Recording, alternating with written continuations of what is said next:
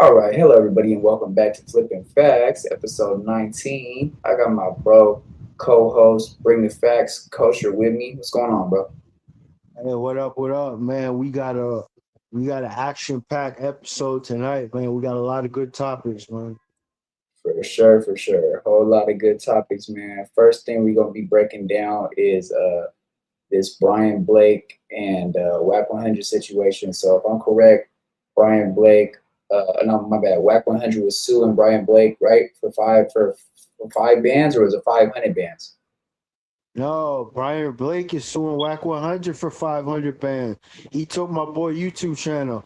Me and Bryon Blake are friends. If anybody didn't know that, I've shouted him out before and stuff. That's my dog right there. But anyways, he's from St. Louis. But anyways, he kept digging at whack and stuff like that. I shouldn't even say digging, but he kept exposing whack, and everybody. I don't know if y'all know, but a lot of people who expose whack, they end up using their YouTube channel.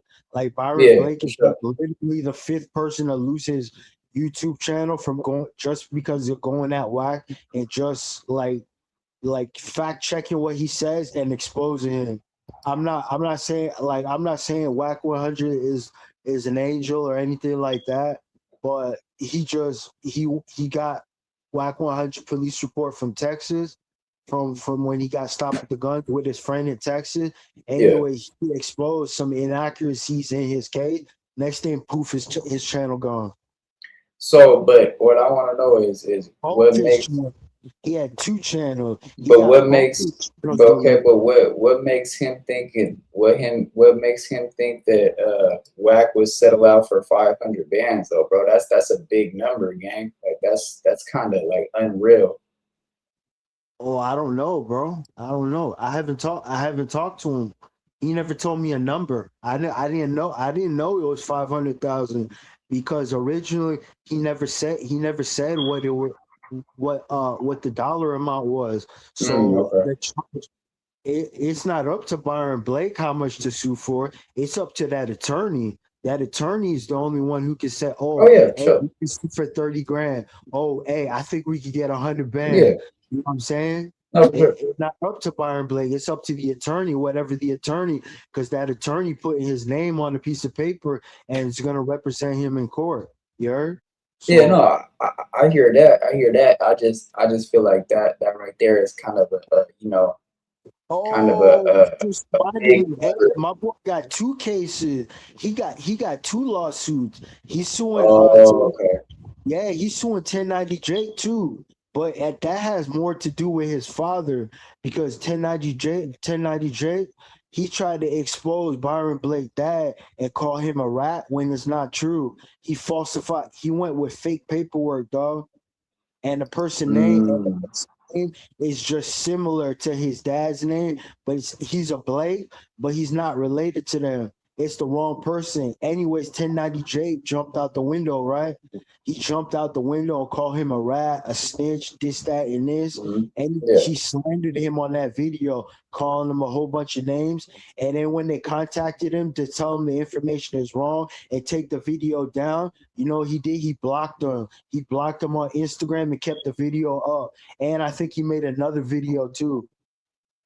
Okay. Okay. Yeah. No, I do remember watching the 1090 Jake video that Byron Blake had made last year, breaking down that he was basically a rat and all that.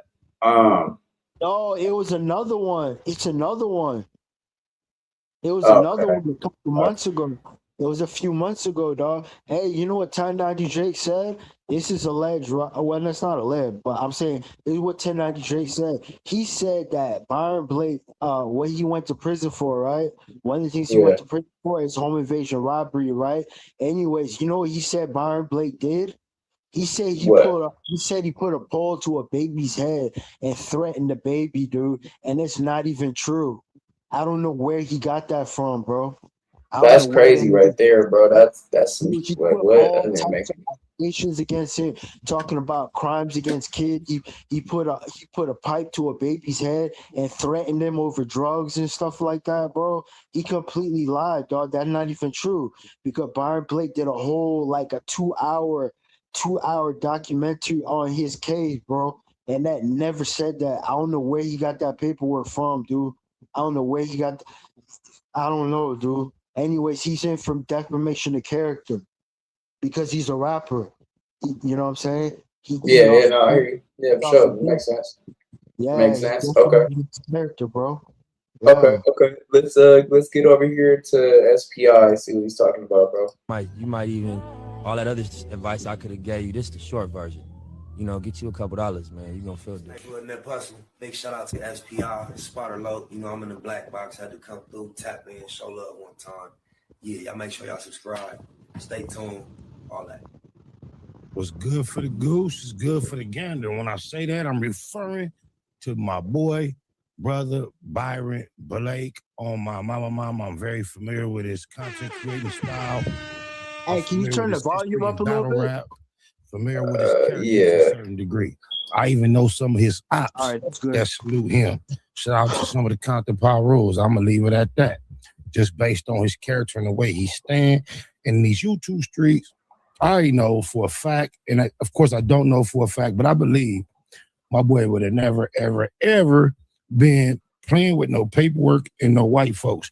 He been around too long, disagreeing with too many people and not resort to that. But they went there with him. Like he is not capable of putting these words together, playing with this paperwork if that's what they want to do. And we reacted to the other day. He got a suit, 6-figure suit against Silly Seti Fetty, Nasty Nash, and I think he got one against 1090, the fake Snake Jake.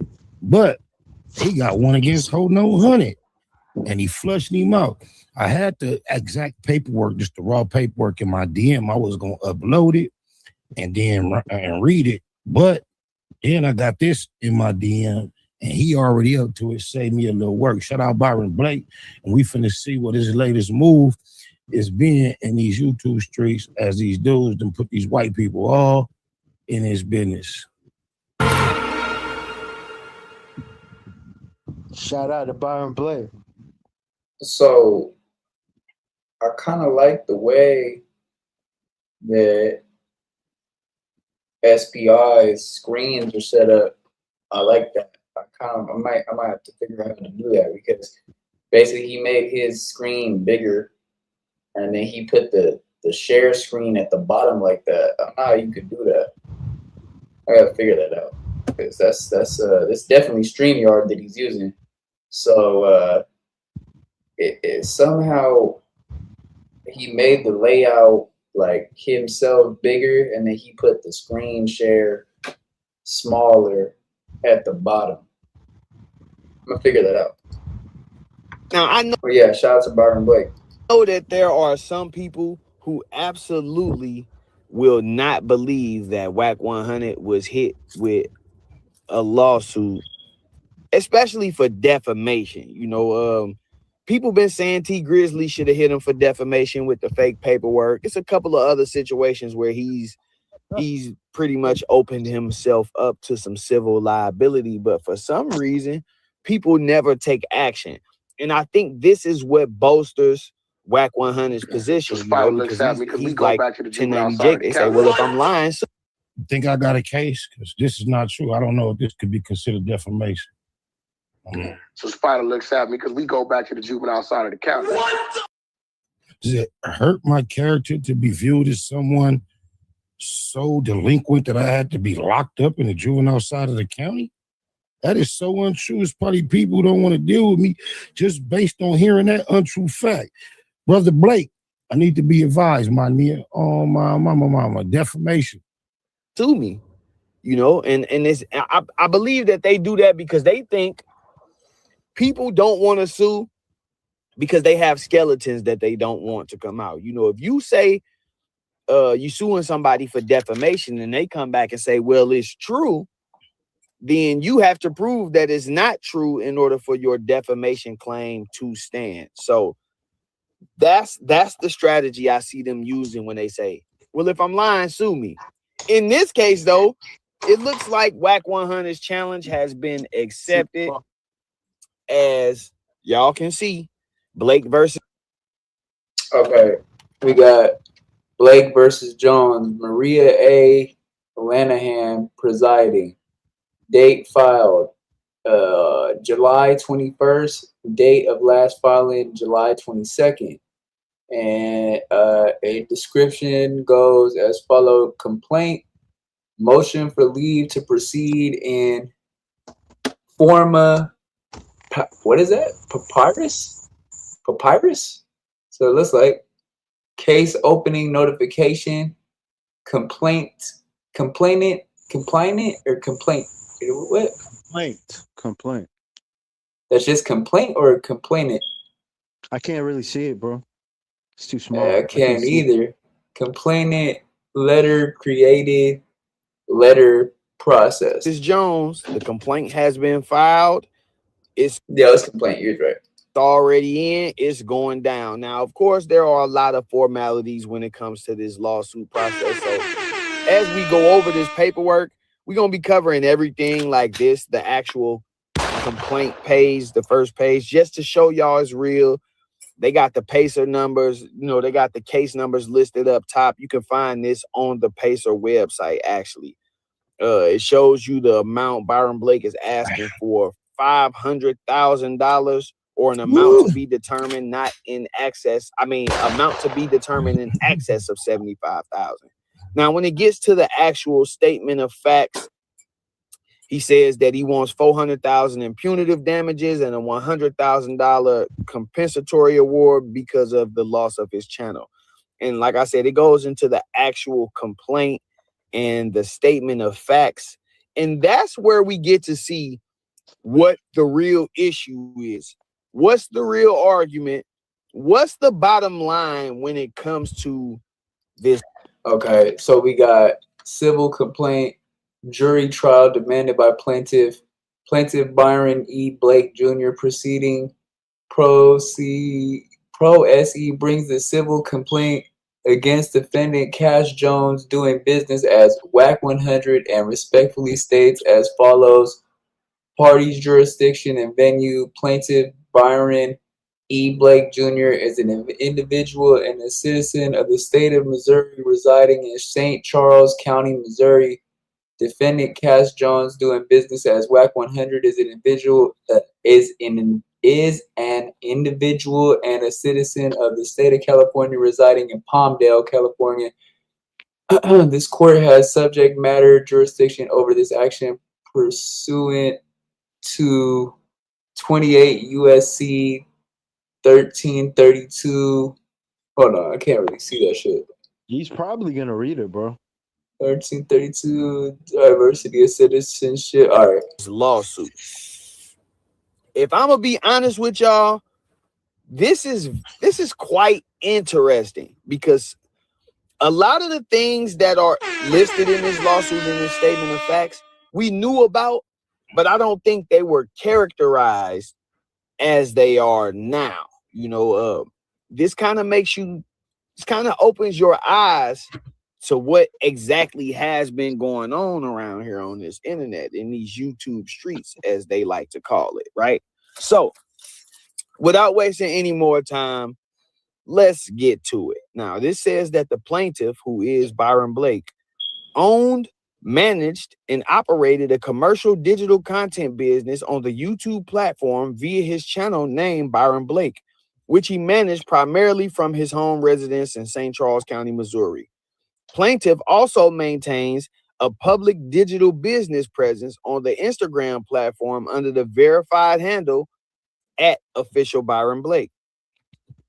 Plaintiff's YouTube channel and news reporting primarily focused on analyzing and publishing public records, court paperwork, and digital media surrounding hip-hop culture, including verified public records demonstrating defendant Cash Jones's interactions with law enforcement. Prior to June 21st, 2026, public evidence became available demonstrating that Cash Jones was actively providing and orchestrating the provision of information to law enforcement agencies. Following the emergence of... Are y'all hearing what he's saying? He's putting this in legal documents that it's a fact that Hold On 100 has been exposed as to be cooperating with the people. Yeah, so okay. And so that's a written if that's a written statement basically saying that it's not alleged that he does cooperate with the police. But the only thing is about that is like why would they why would that be put in the facts and statement of facts though? I don't understand that one. Is that because of what he had alleged whack of doing? I think I Because think it's I think it's what Wack is soon. I think that's how he got his channel taken or exposing him. okay, but what I'm saying is that you know how he put that it's not alleged that he cooperates with the police. Like he made it like certified, not certified. What's the word?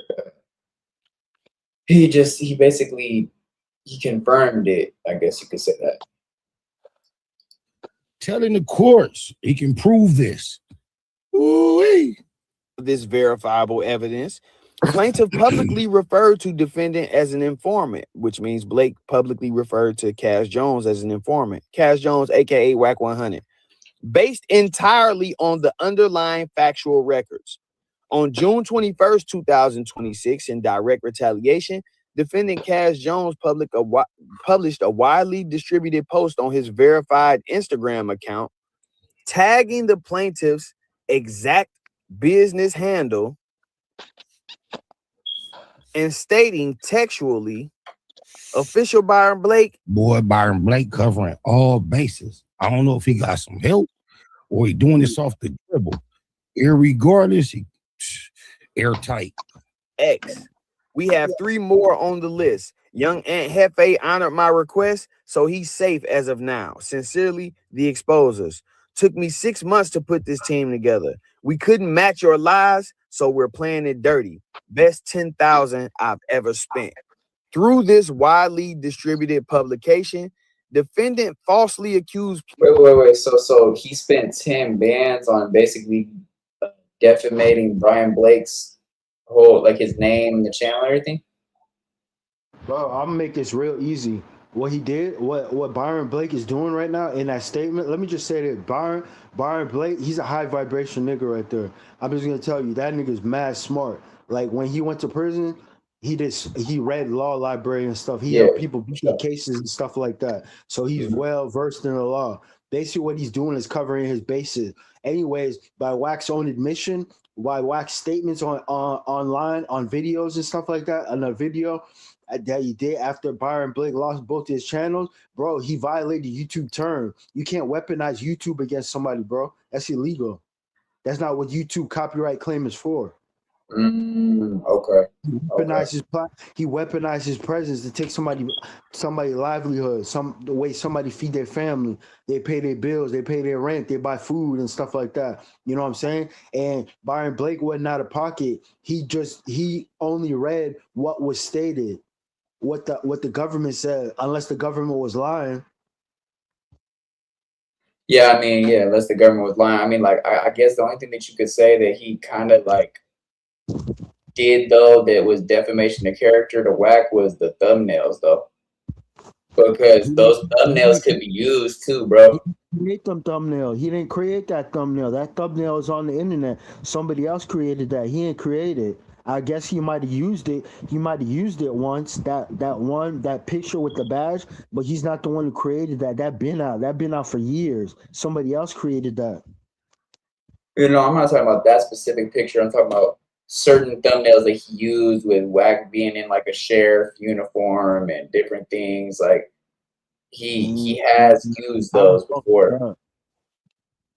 If you go back to his other videos, like he had thumbnails with Wack in. He'll use a cutout, a Wack and stuff, but I never seen the one with him in a police uniform. There is one with him in a police uniform with an American flag and a hat on, and that he didn't create that picture. I don't know. I think that people say that picture's real. Some Yeah, people I mean, say that's not AI. That was before that's before Chat GBT came out. That thing was posted online. I seen that. He didn't create that.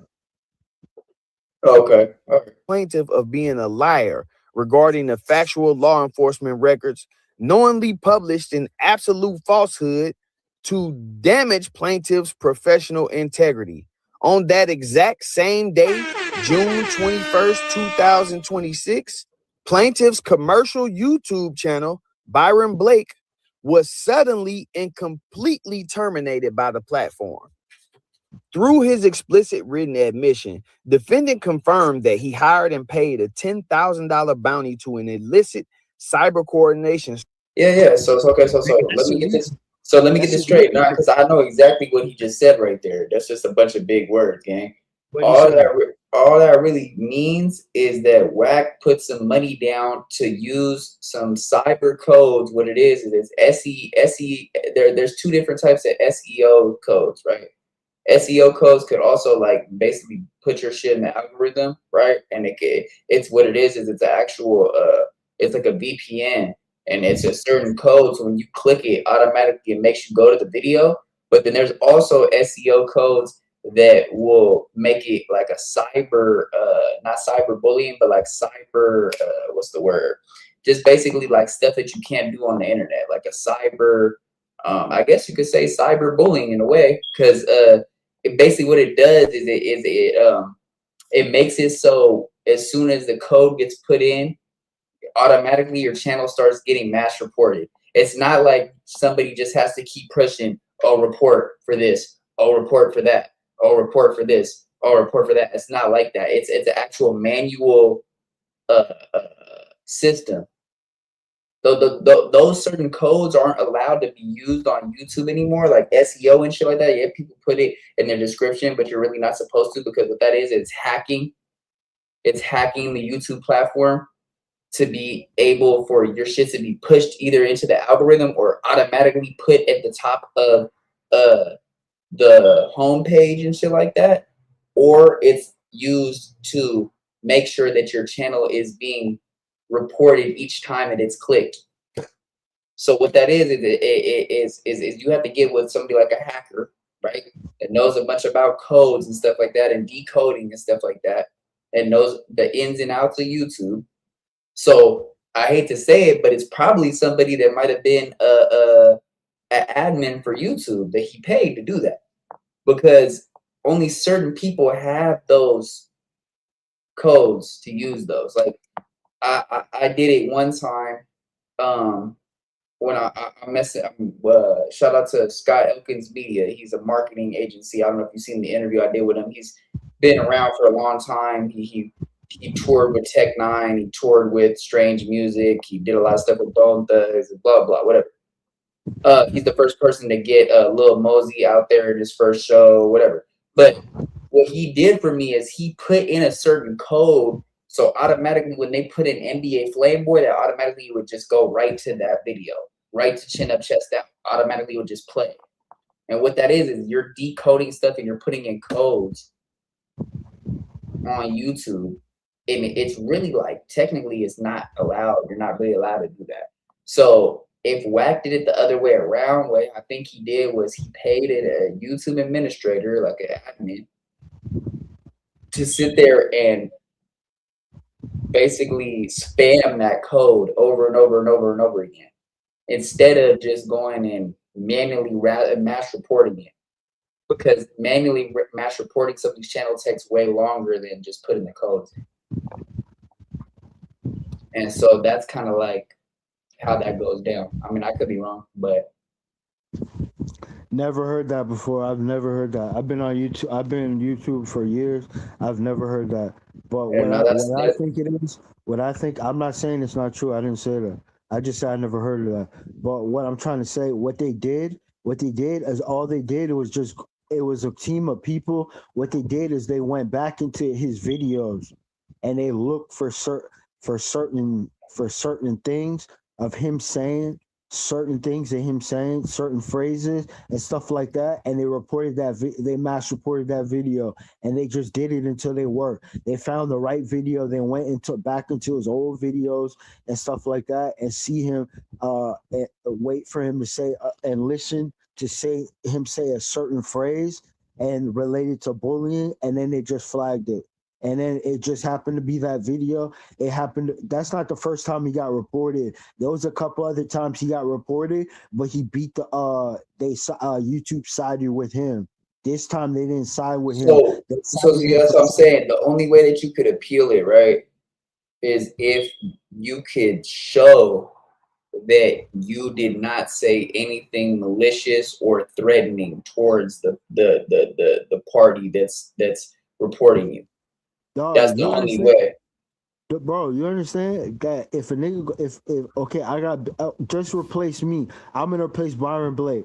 I'm in it with wack100. I'm into a wack100. I'm making videos. I'm exposing him. I'm showing his paperwork and stuff, and I'm showing that he's fraudulent and that he lies a lot, and that his past is questionable. His street character facade is questionable. I'm exposing him.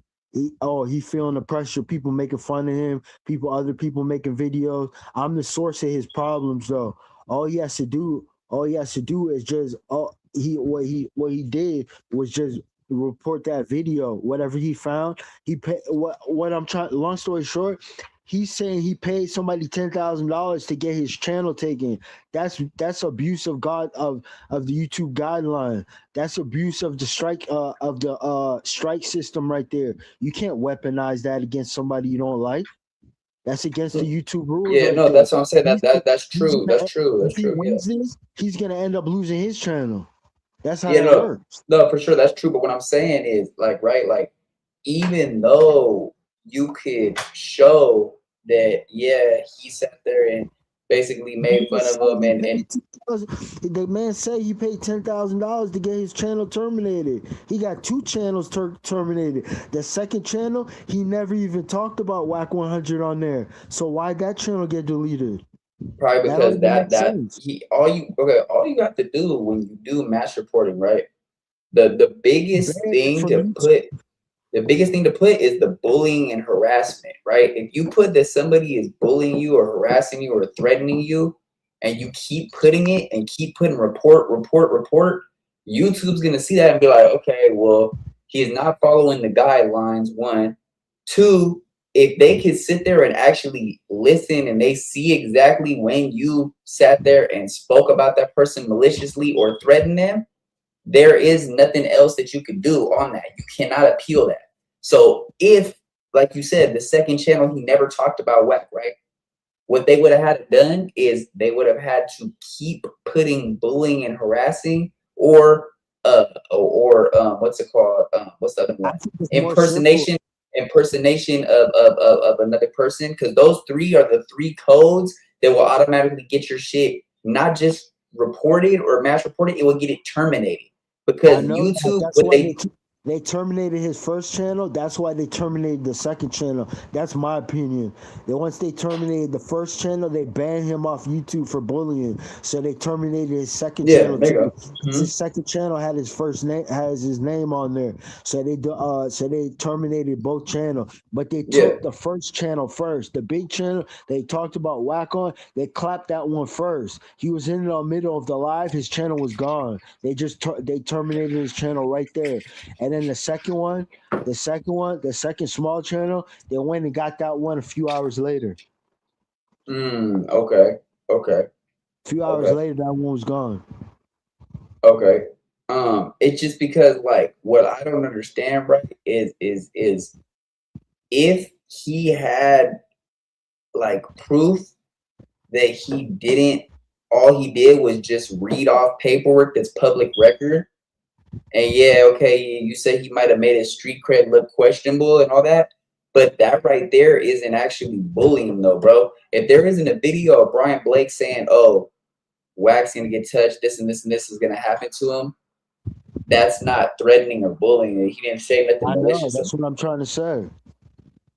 So what I'm trying to say is The only way that Wack could have got that done is working with a YouTube admin to put certain codes in there that states that it was bullying and harassment, bro. That's it. There's no other way to do that. If he did that, that's illegal right there. He ain't even supposed to do that. Yeah, that's illegal. That's illegal. That's illegal. Plus, the YouTube admin could lose their job for that, bro, because they just hacked into the system. Yeah, for sure. Arrested for that. For sure. Because what I'm saying is, like, I'm very confused on it. If that's what it was, then okay. But if that's not what it was, then I don't know exactly how that didn't get appealed, bro. So, because YouTube could look bad for this, because if he could basically clarify that he didn't say anything malicious or any type of harassment or bullying, and they got him for that, and they terminated his channel, especially for his second channel, he could sue YouTube too if he wanted to. 1090 Jake tried to do the same thing, but they denied it. They blocked it, and they never took his channel, because you know why? Because 1090 Jake gets up on the internet and does way more exposing than Bryon Blake does, and he defames people, he talks bad about them, and he messes up people's credibility. Finesse 2 times. What's his name? So did we break? Go ahead. The real Boston Richie, Little Dirk, for sure, and stuff like that, and him trying to embarrass people and stuff like that, and destroy their rap careers and stuff like that, exposing people. And what he tried to do when somebody exposed him with the paperwork of him snitching, YouTube upheld the decision to let him have his channel. Yeah, they appealed it. Yeah, they appealed it. So, and that's the thing. Like, okay, so say for instance, right, me using the no jumpers content and all that, right?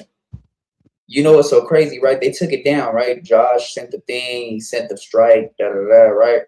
I got the complaint, all that. I appealed it, right?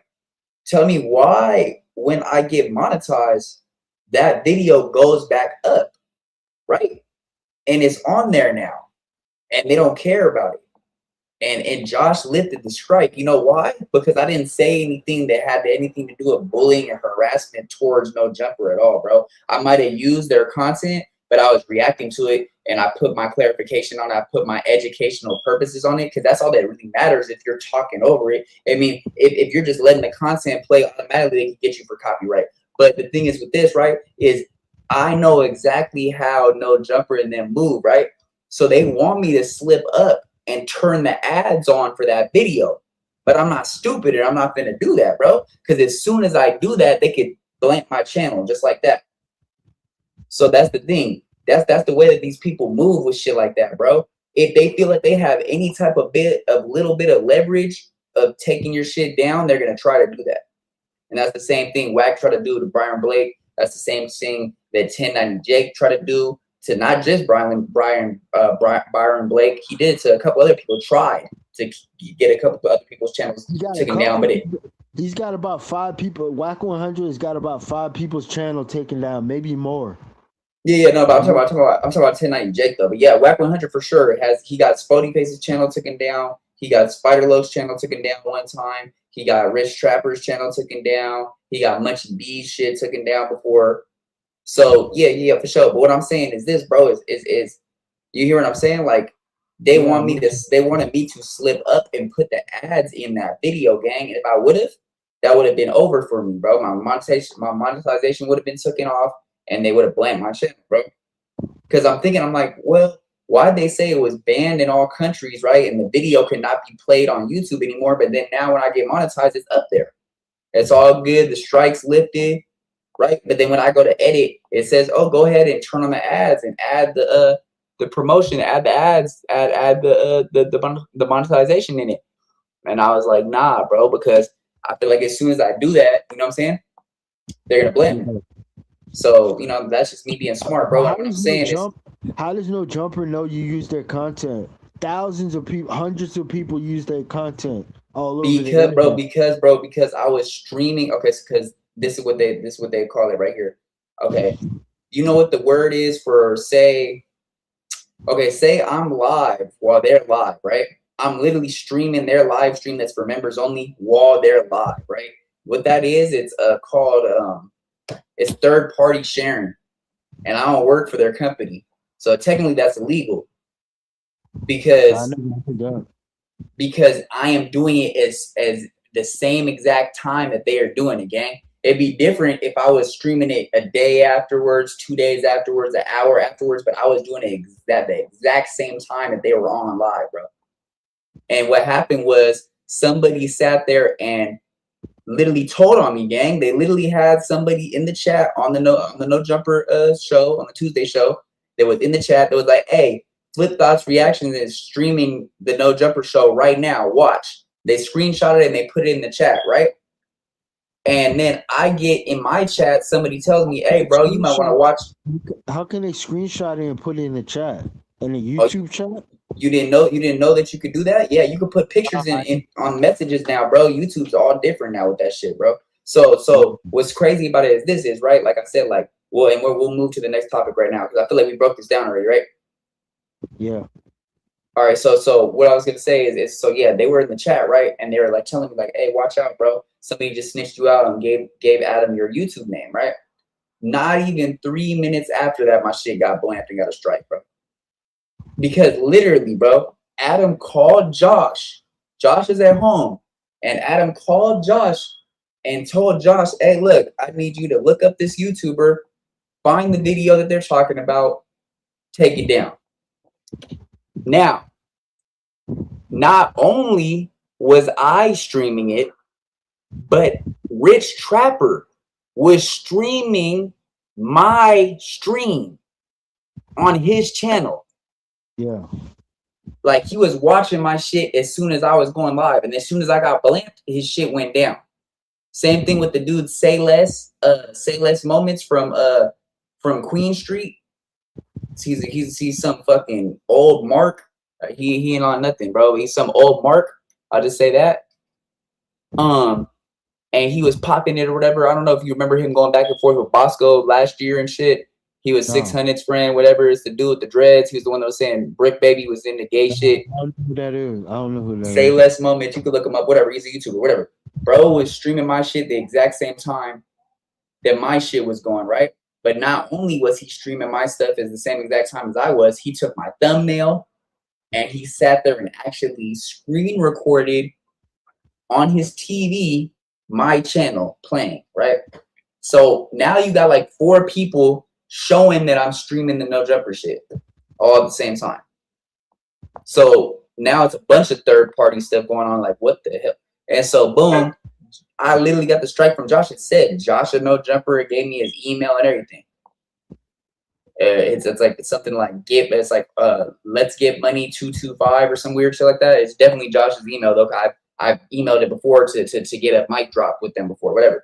So boom, that's besides the point. All I'm saying is, yes, bro, it literally gets that serious to the point where Adam has people in the chat that if they see you using their content, especially members only content, they don't really care about other No Jumper content because whatever, is everybody does it all day. But the members only content, that's what they really care about, bro. Because that right there is third party stealing. Because literally, I'm making it so people that are paying for the membership, right? They're paying for the membership, but I'm making it so people that aren't paying for the membership, they can watch it. And so what that does, that tells Adam is like basically like, oh, I'm doing this shit for free, and I'm taking it out of his pocket basically. And so that's what they got me, like third party sharing or some shit like that. I gotta look at the strike again, whatever. But yeah, that's how it goes with that shit, bro. And YouTube slime me when it comes down to it, bro. Like unless you could really break it down and appeal that you didn't do nothing wrong, you don't really have a fight in a battle like that. That's all I'll just say that. All right. Let's go over here to, or you want to watch like 2 more minutes of this game? Let's walk a few more minutes, dude. Let him finish the page at least. All right. Squad coined the exposers to play it dirty, execute bad faith takedowns, and successfully orchestrate the targeted deletion and removal of plaintiff's channel. On July 12, 2026, defending Cass Jones. That boy Byron got bars. You see how he made that sound? Appeared as a featured guest on the broadcast, the Adam 22 and Wack 100 show on the No Jumper YouTube network. During this public broadcast, defendant openly boasted about and detailed his malicious business strategy of weaponizing false reporting mechanisms to financially destroy his targets online. Wow. Explicitly stating, YouTube land, this ain't the streets. Over here, we meta banging. This is the metaverse. So if you want to sit behind a camera and run fake narratives and play keyboard warrior, then I can launch meta nukes. I can meta snatch your shit in a meta major way. Defendant further. So wait, these are the actual words that are in the statement. Yep, that nigga weaponized what's his name? Wack 100 weaponized YouTube against his enemies. That's what he just said. That's illegal. That's against the guidelines right there. You're not supposed to weaponize YouTube to take out your enemies. No, you're not at all. Like false copyrights. He sent out a bunch he just admitted that he sent out false copyright strikes. That's false copyright strikes, but it's also false reporting. Because if you're saying that the man said some malicious stuff about you or threatened you in any way, trying to say that he would cause harm to you or bullying you, right? And there's none of that. All it is just him reading off public records of a case. You're lying under oath, gang. So I'm not really for sure, so don't quote me on it. But can't you get arrested for that? Because that's lying under oath, bro. You're lying to the court. That's lying, isn't it? It's lying to the court because if there's no probable cause or there's no actual evidence of that, you're lying, bro. I know it's a violation of YouTube guidelines. I already know that. But what I'm saying is you're false reporting, though. Yeah, you're false reporting, though. Yes, he could get arrested. Yeah, especially if he got a lawyer involved or something like that, or he threatened legal action or something against somebody like that. Yeah, of course he could go to jail for that. It's like perjury. It's almost like perjury. Yeah, I was gonna say it's almost like perjury. So what I'm saying is, think about it, right? If you're sitting here and you're alleging that somebody did this and this and this and said all this, right? But then when it comes down to it, there's no facts to that. You're lying to the court, gang. You're literally reporting lies to the court. And on a national platform like YouTube. Now, YouTube, if you didn't know, YouTube is through the government, bro. YouTube is a multi-million dollar billion-dollar company / multi-billion dollar. Yeah. Google's worth over $5 billion. YouTube is part of. There you go. So I want you to say that again, bro. So who pays YouTube? Google pays YouTube. There you go. And so who pays you when you do YouTube? Google is owned by YouTube. Yeah. So who pays you when you do YouTube?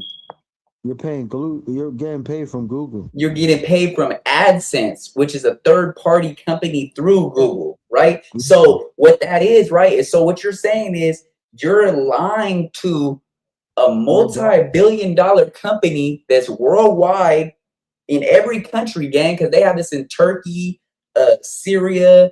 You know what I'm saying? Like YouTube's broadcasted everywhere, gang. So Russia, there you go. India. Yeah, that's what I'm saying. That's what I'm saying. So think about what that is. That's false reporting. That's false reporting to a multi-billion-dollar company, right? Also, you're lying to the government, bro. Because if you didn't know, YouTube is backed by the government. If you didn't know, this shit, when you first start your account with YouTube, you know you have to do a background check. Yeah, they run your whole entire background. They run your ID. They run all that. And you know what they run it through? They run it through the what's it called? The California database, which is through the government, bro. They run your shit through I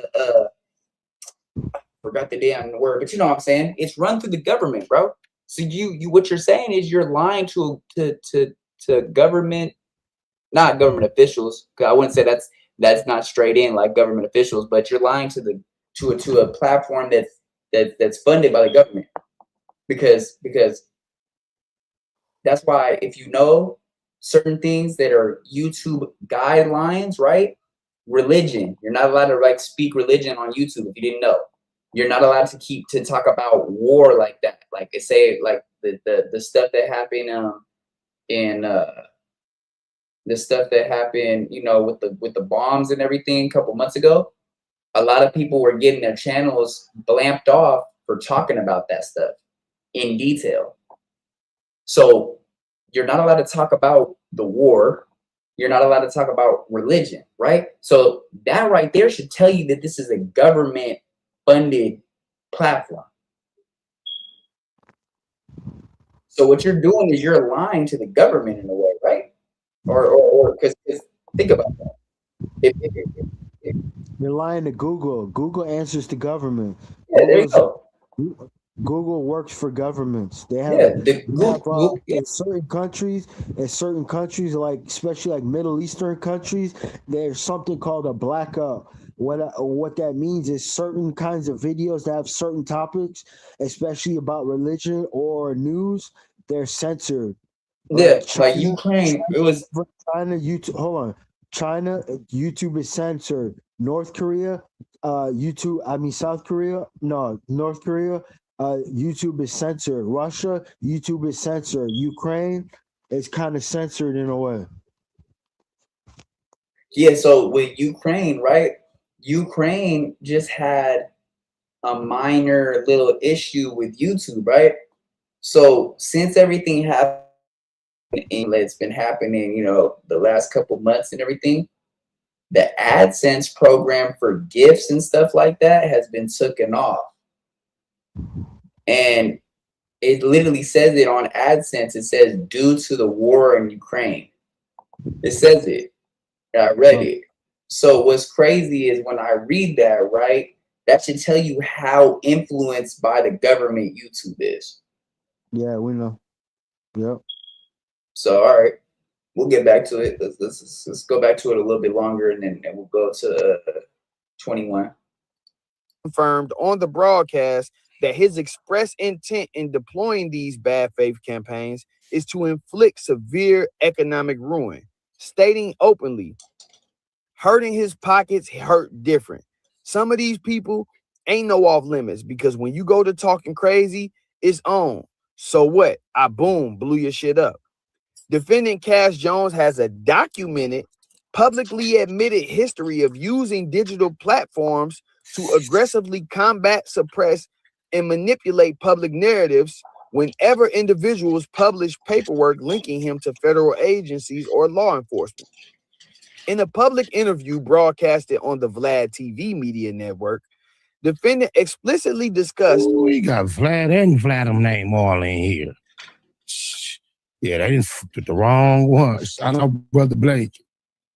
How he handles allegations of law enforcement cooperation and federal wiretaps, stating openly that his practice when dealing with exposers is to look at how they play the game and play the game back. Defendant further admitted in the same Vlad TV broadcast that when federal law enforcement agents or investigators contact him, his strict pattern of conduct is to immediately record and leak the scenarios onto the internet within 24 hours. Yeah, automatically. Any type of phone call that Wack has with anybody, he's recording it. Automatically, he even when he's not on the phone three-way with the exposers, he's recording all conversations. Anytime you get on the phone with wack100, he's recording it. He did the same thing to Hassan Campbell. I think Hassan. Oh, actually, you know what? Hassan Campbell recorded his conversation. I don't know if you know about this, but I remember it. Yeah, he's a YouTuber. He got a big channel from. Yeah, we know who Hassan Campbell is, bro. We reacted to his shit before. Nah, but people who are watching. But okay, sure. He's a YouTuber from New York. Anyways, he had a problem with Wack, right? Anyways, him and Wack got on a conversation. Anyways, Hassan Campbell recorded his conversation with wack100, and he caught wack100 saying something about somebody. he wasn't dissing them, but he was talking bad about that person. Anyway, Hassan Campbell uploaded that video on that audio on YouTube, right? Wack found out about it. Hey, you know he got his channel deleted because of that. Yeah, Because I remember that. hold on, Wack said that Hassan, that he had an agreement. He lied and said he had an agreement with Hassan Campbell. He never got paid for that content, and he got Hassan Campbell deleted. He had like almost 300,000 subscribers, 200,000, something like that.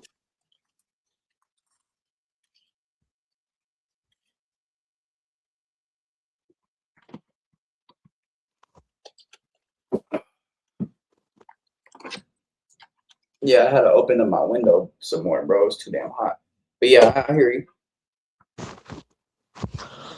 I hear you. No, but what I'm saying is, well, the famous conversation that I remember that was recorded by Hassan Campbell was when Wack was alleging that Nipsey Hussle had some homosexual tapes out, and Hassan Campbell was recording the conversation, and then ended up later on putting it out on his channel, and then that led to Wack taking down Hassan Campbell's channel for a little bit. He deleted his shit. Yeah, he got a new one though. And he laughed about it too. He was laughing about it. Yeah, and then paid him. He said he never paid him for that content. He said But he then- said that he had an agreement. But then Hassan Campbell did reach out to Wack for legal advice in a case with what's his name? That chubby dude from New York. He's a rapper. He used to be a rapper. What's his name? Africa Bambaataa? Nah. He's still alive.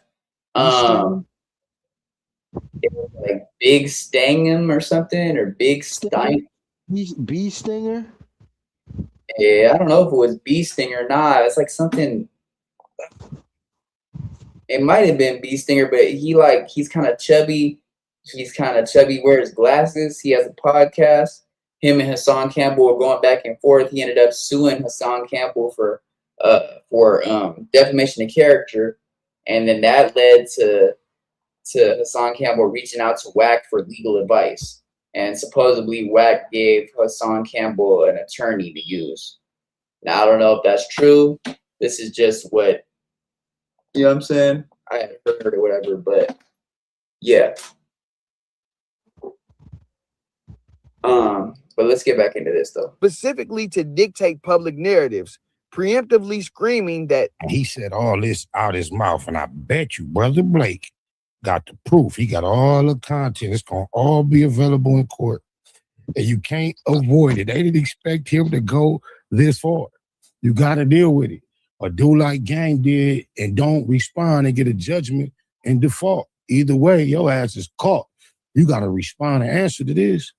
allegations against him are lies or fake to manipulate his audience.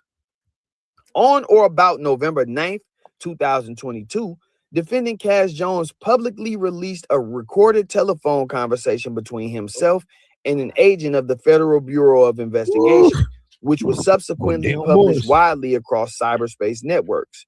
You talking about that dude David Lewis, right? Yeah, so that was that FBI. Okay, good. So that FBI agent, right? He not only had that conversation with Wack, but he went on to Vlad and broke down the wiretap conversation that Wack had with Stutterbox and the FBI. Now, talk about when they raided his house. They supposedly raided his house afterwards. They raided his house like a little bit afterwards. So it's okay. Well, what I'm talking about is this: Wack and Stutterbox were like the best of friends, right? If you remember who Stutterbox is somebody that is very like, well, the name, you might not know the name, but he was a reputable of the mainstream mafia Crips, right? And he supposedly was labeled as a gang leader, right? Whatever. But his son is J Hood, right? Now, and that's why J Hood looks at wack100 as an uncle or whatever. So Stutterbox and Wack had a conversation. Supposedly, the person on the other line was David Lewis, which is the FBI agent, was the person taking down all the information, right? Because there's going to be a big load, a shipment coming in that was going to be moved, and Wack knew where it was going to be dropped off at. So once he gave the FBI that information, now this is all alleged, once he gave the FBI that information, then that's when a week later, the mainstream Mafia Crips went down in an indictment and a RICO, right? Now, 2020. Hold on. They didn't try to off somebody? They didn't try to off somebody? I think that was a different case, bro. This was a big drug shipment that was coming in, and they were moving some shit. I'm not talking about that. I'm talking about them dudes ain't kidnap somebody and torture them. I don't. I thought it was 7 Main Street Mafia Crips that was on that case, and then wack100 talking about the informant on the case was lying or something like that, and they told him to say a certain thing to bring up that guy's name in court. Yeah, they asked him who is Stutter. They asked him who is Stutterbox to you, but they asked him his real government name. And Wack kept referring to him as Stutterbox. Now, the reason why they call him CS2 back in the case is because he wasn't referred to as Cash Jones. It was an anonymous call. So it's almost like he was a John Doe. So that's what they referred to him as was CS2 back. Because they didn't put in the case, it doesn't say Cash Jones, it says CS2 back. If you really look up the paperwork. No, I know that. Bryon Blake already went over that paperwork. Yeah, so what I'm saying is this person that they're talking about in the paperwork right now, the David Lewis guy, he is a FBI, well, he's retired FBI agent. He has to now, because there'd be no way that he could go on a platform like Vlad and speak about all this stuff, even though statute of limitations is up and all that other stuff. By law, if he was still working for the FBI, that's confidential. He signed a bunch of NDAs. He can't speak about that shit. So he has to be retired. There's no way that he's still a federal agent being able to speak about a case like that. Something like that. So what I'm saying is Wack, him and Wack go all the way back, right? And so same thing with Vlad. I think actually Wack was the one that lined up that interview for Vlad with David Lewis, actually, if I remember correctly. But whatever. All I'm saying is this, bro, is Wack been working with the FBI, bro. And that's it. I'm going to leave it at that. During this recorded phone call, the investigating FBI agent explicitly questioned defendant regarding his public multi-platform that's not the Del Moore's call, my bad. Disputes, text streams, and online disagreements with industry figures, stating to defendant, we were provided information that possibly something went beyond that. And so we're just calling you to clarify and make sure that you haven't been threatened regarding the disputes that you've had over social media, over YouTube, over Instagram, and all of that. In response to the federal investigator on that call, defendant openly discussed his public disputes, personal knowledge of ongoing music industry legal affairs, confirming his baseline pattern of behavior of directly communicating with federal agencies regarding online conflicts. Defendant's own published audio archives explicitly prove that he has a long-standing active communications channel with law enforcement regarding social media disputes, Right. demonstrating that his Yeah, because it shows right there that one of those disputes was between him and Big U, and that was, I think it might have been like a tweet or something like that. It might have been a tweet or a text message, something like that. But that's where allegedly Big U threatened Wack's life. And if you look back in the Eugene Henley paperwork for the Big U RICO, that's what it says in there, that Wack states that Big U, that he feared for his life from Eugene Henley because Eugene Henley had texted him saying something like under something along the lines of like, watch your back, or when I see you, something, something, something. And it says it right there. You read it, it says it right there. It says, some, boom, boom, boom, Big U.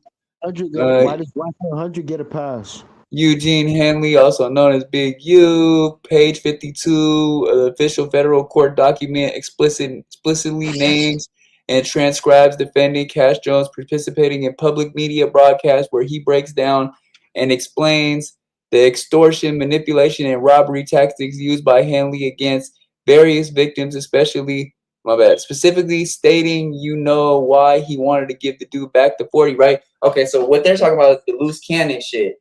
When Loose Cannon went on to No Jumper the first time, he sat there and he talked about a robbery that Big U, robbery at a dispensary that the dude took 40,000 from, and then he called Henley to get his money back, half of it back.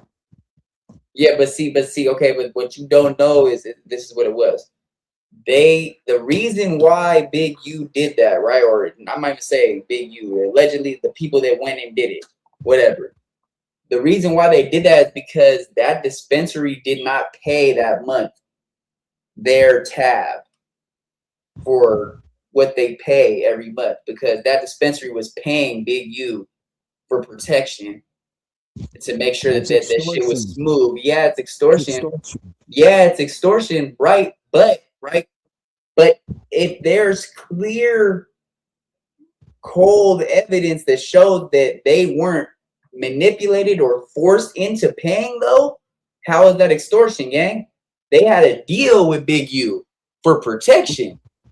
Deal for protection, nigga? That's extortion, dog. Whenever you give somebody money for them to protect you, and that's not security, that's extortion. I mean, it's extortion, but they knew. The minute he didn't pay, look what happened. He got robbed. The minute they didn't pay, they got robbed. And then what happened was they called. That's extortion. They called Brick Baby, right? They called Brick, and Brick said, "Nah, I don't got that. Y'all gonna have to call woo woo woo." And then they called Loose Cannon, because Loose Cannon was the one that was holding the money from all of the stains and shit like that. If you didn't know, he was the one that was holding everything. Yeah, I know that. And so what Loose did, which was retarded, was literally break down exactly how they did the robbery, kinda. Well, he was speaking baseball, but you could clearly tell what he was saying. And then didn't say anything and had Wack confirm it, like, oh, you know why they didn't give it, you know why they get the 40 back, right? He agreed, nodded his head. So that was an open case already. So when they heard that, right, they just added more to the case that they had on Big U, right? Whatever. But all I'm saying is that this goes back to Big U and Wack being cool at one point in time, right? And the reason why I say, I'm bringing up when they were cool at one point in time is because Wack knew a lot of insider shit that nobody else knew with the way that Big U was operating with his operations, especially with the grid program. Wack is somebody that knows way too much of what Big U was doing. So now that they're not allies anymore and they turned into foes, that's when Wack sat there and was like, okay, Let's put this on him. So Let's why does put this Wack on 100? So Let's why put does this Wack on. 100 get a pass? So why does he get a pass? Well, what do you mean? He why wouldn't he not get a pass? He wasn't involved in any of that stuff. Wack 100, why does he get a pass? You know what I'm saying? But why would he not get a pass? He wasn't involved in any of Big U's stuff though. He might have been friends with him, but he wasn't involved. Blew that shit up, dude. Yeah, he wasn't. But he wasn't involved though. He wasn't involved though. If they can't sit there and point him out that he was actually involved, how could they charge him with anything? I'm not saying charge him. I'm saying why does he get a pass? Pass from who? Like, well, I don't break it down to me what you mean by that. A pass from all the street dudes in California or whatever, LA or wherever the surrounding area. Why does he get a pass? Why isn't nobody bringing this up? I mean, people have been brought it up, bro. But the thing is, it doesn't. This is one thing. One thing is it's the fact that damn, already an hour in, bro. We only on the same time, whatever. So the thing is, this is the reason why it's not like he gets a pass. It's the fact that everybody knows that he's an informant and they don't want to go down, bro. So they're not gonna risk their livelihood or freedom to go at this man because they already know that he's always with the police, bro. That's the reason why. And the other reason why is because he's not a Crip, he's not a 6-0, he's not a Keyway. Why would it matter, bro? He's not even from LA. He's from Pacoima. He's from the Valley. His jurisdiction doesn't go over to the 6-0s to the Crenshaw district at all. Like that has nothing to do with him. He's a Paru from Pacoima. He's from San Fernando Valley. He's not from LA County. So that doesn't even involve him like that. Like, yeah, he might have certain ties to certain people in LA or whatever, but he isn't fully from LA or from an LA gang. So it wouldn't involve him like that unless he involves himself, like how he's been doing. Like, yeah, he involves himself. So of course people will want to get, some type of get back or there'd be repercussions for it. But the reason why nobody's really sat there and really pointed him out on it, except everybody that has pointed him out on it either has went to jail or they get their channel taken down or they're nowhere to be found now. So that right there. Wack is not only somebody that works with the police, Wack works with the higher up people. If you see any of the big award shows, he's there in attendance. And that should tell you, oh, just because he's a manager, yeah, whatever. But he's been around for a long time, bro. He was around the Death Row days after Pac passed away. He was around when Pac was alive, but he wasn't working with Death Row in the full extent that he was after Pac passed away. I think he was a bodyguard, if I remember correctly. He was a bodyguard. He was one of Suge Knight's flunkies. So he wasn't an actual bodyguard, but he was security. He wasn't a bodyguard though, because he was security then, but he was under Suge Knight. He was one of his flunkies. That's what. Yeah, he was under Suge Knight as somebody that was moving weight and certain things for Suge Knight. He was a truck driver. And he wasn't working with Suge Knight. He was working with DJ K Slay, and DJ K Slay knew Suge Knight, so that's how he knew Suge Knight. It wasn't like, oh, him and Suge Knight were big friends or nothing like that. Like later on they were, but no, he got introduced to Suge Knight from DJ K Slay, and then DJ K Slay introduced him to Gene, and I know you know who Gene is. Diddy's bodyguard, right? Gene Deal. Yeah, Gene Deal. So when Gene Deal met Wack at that time, he was just a runner for DJ K Slay. Right. That's all he was. And that's real. That's facts on that. But all right. Let's I say we go to the next topic, gang, because we already let's just finish this page up. Public leaks are strategically utilized to control narratives. He bring the police on to confirm his position on multiple occasions. Or about March 17th, 2025, An official federal criminal complaint was filed in United States District Court for the Central District of California under case number 225 MJ 01494. Duty, titled United States of America versus Eugene Henley, also known as Big U. Page 52 of the official federal court documents explicitly names and transcribes defendant Cass Jones participating in a public media broadcast where he... Yeah, we already heard. We just broke this down, bro. He's talking about the loose cannon shit. That's not nothing that's new. That's literally that's he breaks down and explains the extortion, manipulation, and robbery tactics used by Henley against various victims, specifically stating, you know why he wanted to give dude back the 40, right? Because he was going to make the dude give him 20 for getting it back. A true and correct copy of this specific page 52 is attached here too as Exhibit A. The federal government explicitly relied upon, cited, and incorporated defendant Cass Jones's detailed analytical statements within the body of their official criminal complaint. All right, we going to the 21, bro.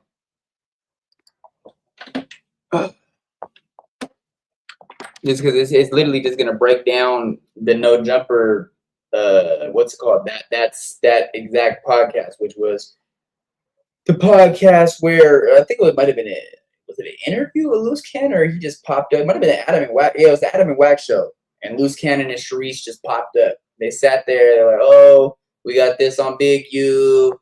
We got this on Big U. This is the phone call that basically shows that he has something to do with Nip's unaliving and all that other shit like that. That's all in one, bro." Now, as far as goes with that, like that like they had that evidence and stuff like that for a while, up until they were just trying to get as much as they could on Big U. And if you look at the RICO, at the Big U RICO, right? It shows that half of the information they got was from watching No Jumper interviews. No Jumper interviews with Brick Baby, No Jumper podcast, Adam and Wack show. But they got a lot of their information from what they had said on those broadcasts. I'll just say that. All right. Okay. You know which one it is, bro, or does it matter? We want to do the It doesn't matter. Just pick anyone. Don't matter.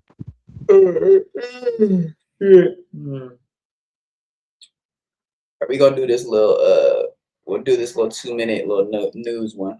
And we're learning more about a shooting that killed a 14-year-old and sent a 12-year-old to the hospital. The family says that the teen killed was like a nephew to Atlanta rapper 21 Savage. Stockbridge police say it happened on Lakeview Place off of I-75 Wednesday afternoon. The victim's family spoke exclusively with 11 Alive's Chase Howell, sharing what happened and how they believe this 14-year-old got access to a gun. The family of 7 Shirley and his sister Lyric are going through the unimaginable. They say 7 took his own life after accidentally shooting his sister in the neck Wednesday afternoon. He was 14 years old. Just that fast, the boy had made the decision to kill himself. He probably sat up there and thought, I'm finna go to jail. They gonna ridicule me. Everybody gonna be doing this, that. And he couldn't take it. Sharon Smith is 7's grandmother. She's been raising him since he was 11 months old. It wasn't nothing in this world he wouldn't do for me. He would say, Grandma, sit down in this chair right here. And he'll push me wherever. I'll be so glad because I'll be hurting so bad. He'll push me wherever I want to go. The one big question still remains. What was he doing with that gun? I mean, talk to me about that. We don't know. We don't know. Sir, how you gonna say that, gang? Like, bro, I'm talking about what was he like, bro? They don't know. This shit just literally happened. Like, what do you mean? How is she supposed to tell you? How is she supposed to answer that? I'll say this: when a famous when there's a death in a famous person's family and stuff like that, you gotta ask questions. Oh, that's true, but that wasn't his blood relative. It's real suspicious. I'll say that. But that wasn't his blood relative, though. That's just his play nephew. That's not a blood relative. That's his nephew. No, but it wasn't his real nephew, though, bro. That was his play nephew. He looked at him like a nephew. That wasn't his actual nephew, though. Like I'm looking at it as like how the law would look at it, bro. That's not an actual family member, gang. How do you figure it out? They literally just said it in the beginning, bro, that he looked at him like a nephew. Oh, it's still suspicious. Yeah, that's true. But what I'm saying is they can't sit there and be like, oh, well, you know, boom. It literally says in the title, teen dead after Atlanta shooting was like a nephew to rapper 21 Savage. Something need to be done with the person sold that gun, because if they would have never bought that gun, this would have never happened. And the story doesn't stop there. Smith says Seven's cousin is DeMarcus Shirley. He was the 13-year-old killed during a drive-by shooting while staying the night with friends in DeKalb County earlier this month. The family says Lyric has That's 3 bodies right there, bro. That's 3 bodies, but they're not related to 21, though. Bro, but I know what you're saying, bro, but it don't matter, bro. It's still, he looked at him as a nephew. They were close, bro. They were close. That's still suspicious, bro. That's 3 people under, that's 2 boys and 1 girl that all died under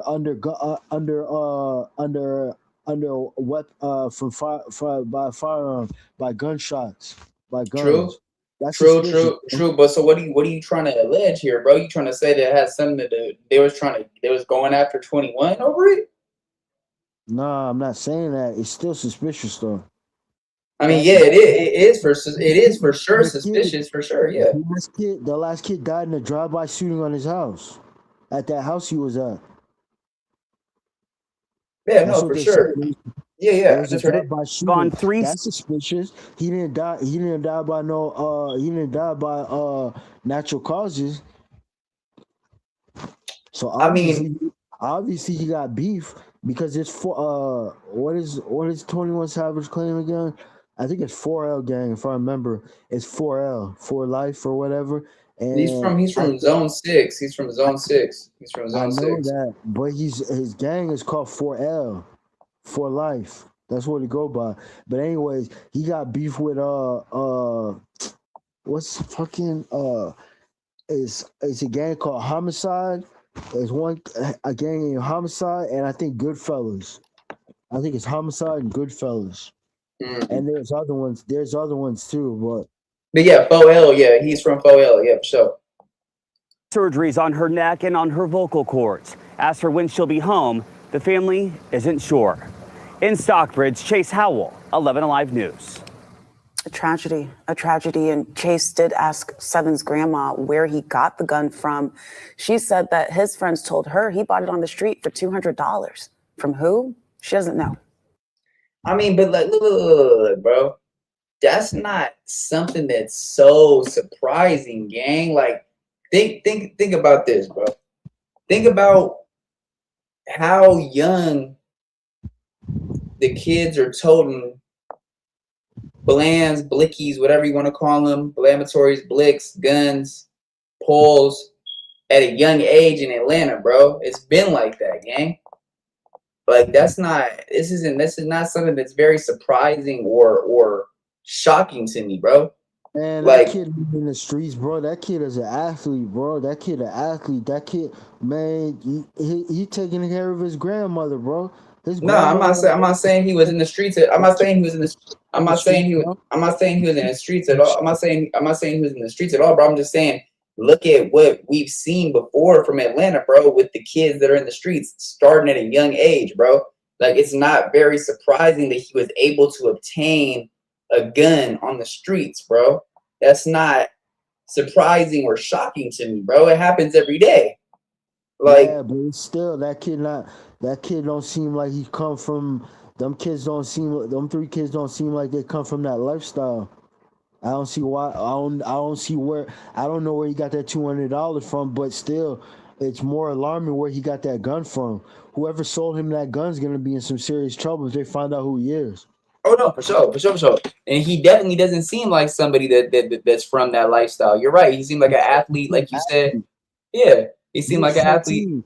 He was 14. I think he was 14. I think the girl was 13, and I think the other kid was like around that age too. So yeah, I don't know, dude. Nah, for sure. But rest in paradise to him, man. Condolences to his grandma and his family for sure. Prayers to 21 too. I know you're going through if that was like a nephew to him. But all right, so the first one we doing is the respectable rants for the Drakeo and YG. Yeah, we could do that.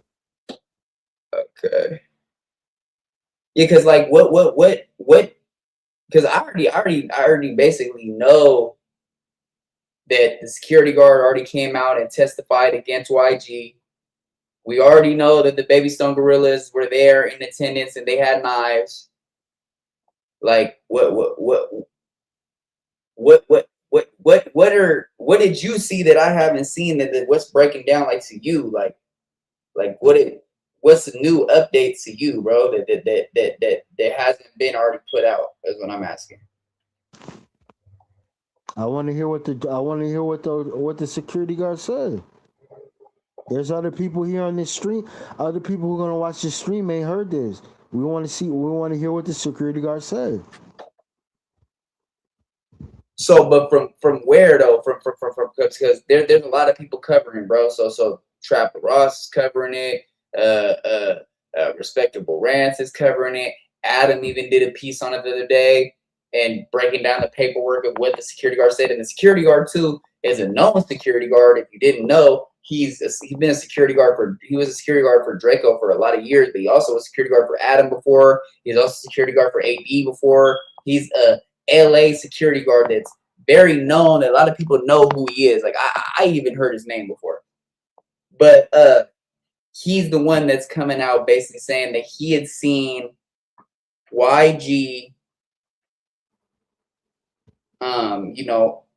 with a knife in his hand and allegedly, stabbing Drakeo, basically. Like he's seen him do it in cold blood, basically. That's what he's alleging. YG has been detained as cops execute search warrant over Drakeo the Ruler's murder. Rapper YG had a run-in with the cops Thursday morning during a SWAT response, but he was ultimately released, TMZ has learned.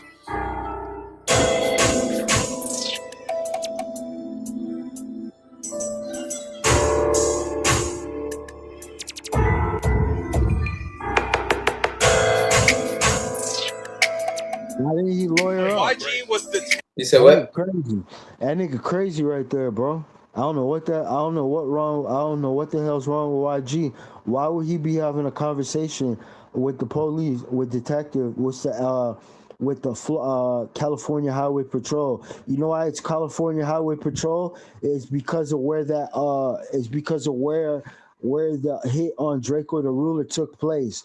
The California Once upon Highway a time. Patrol. It's the Once Upon a Time festival that they was in attendance. The CHP was in attendance. The CHP was in attendance that night. I understand that, but they have jurisdiction in that area. They're the lead police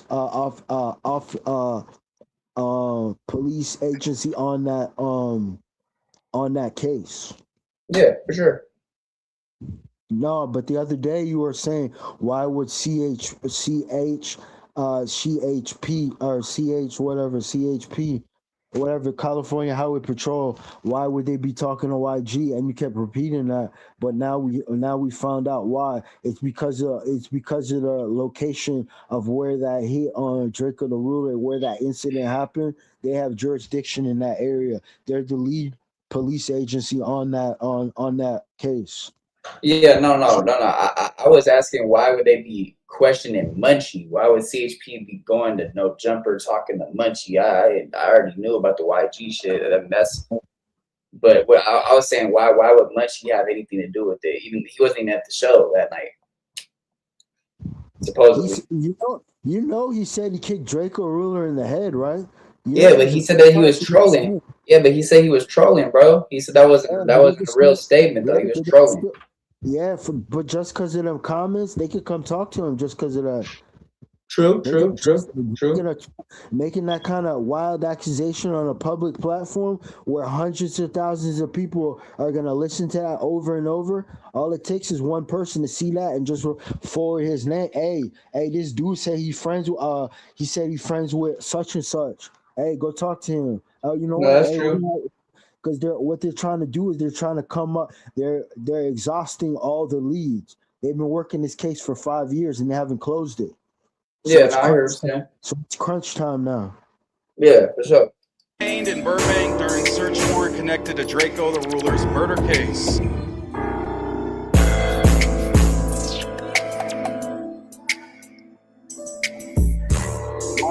Why would he be going? Why would he be going to have a talk with the police? Why didn't he just lawyer up and say, In today's video, I don't we're have going to be anything breaking to down say the to you testimony guys. and Talk to my deposition lawyer. that Drakeo the Ruler's bodyguard Coop. Because they swatted his pad, bro.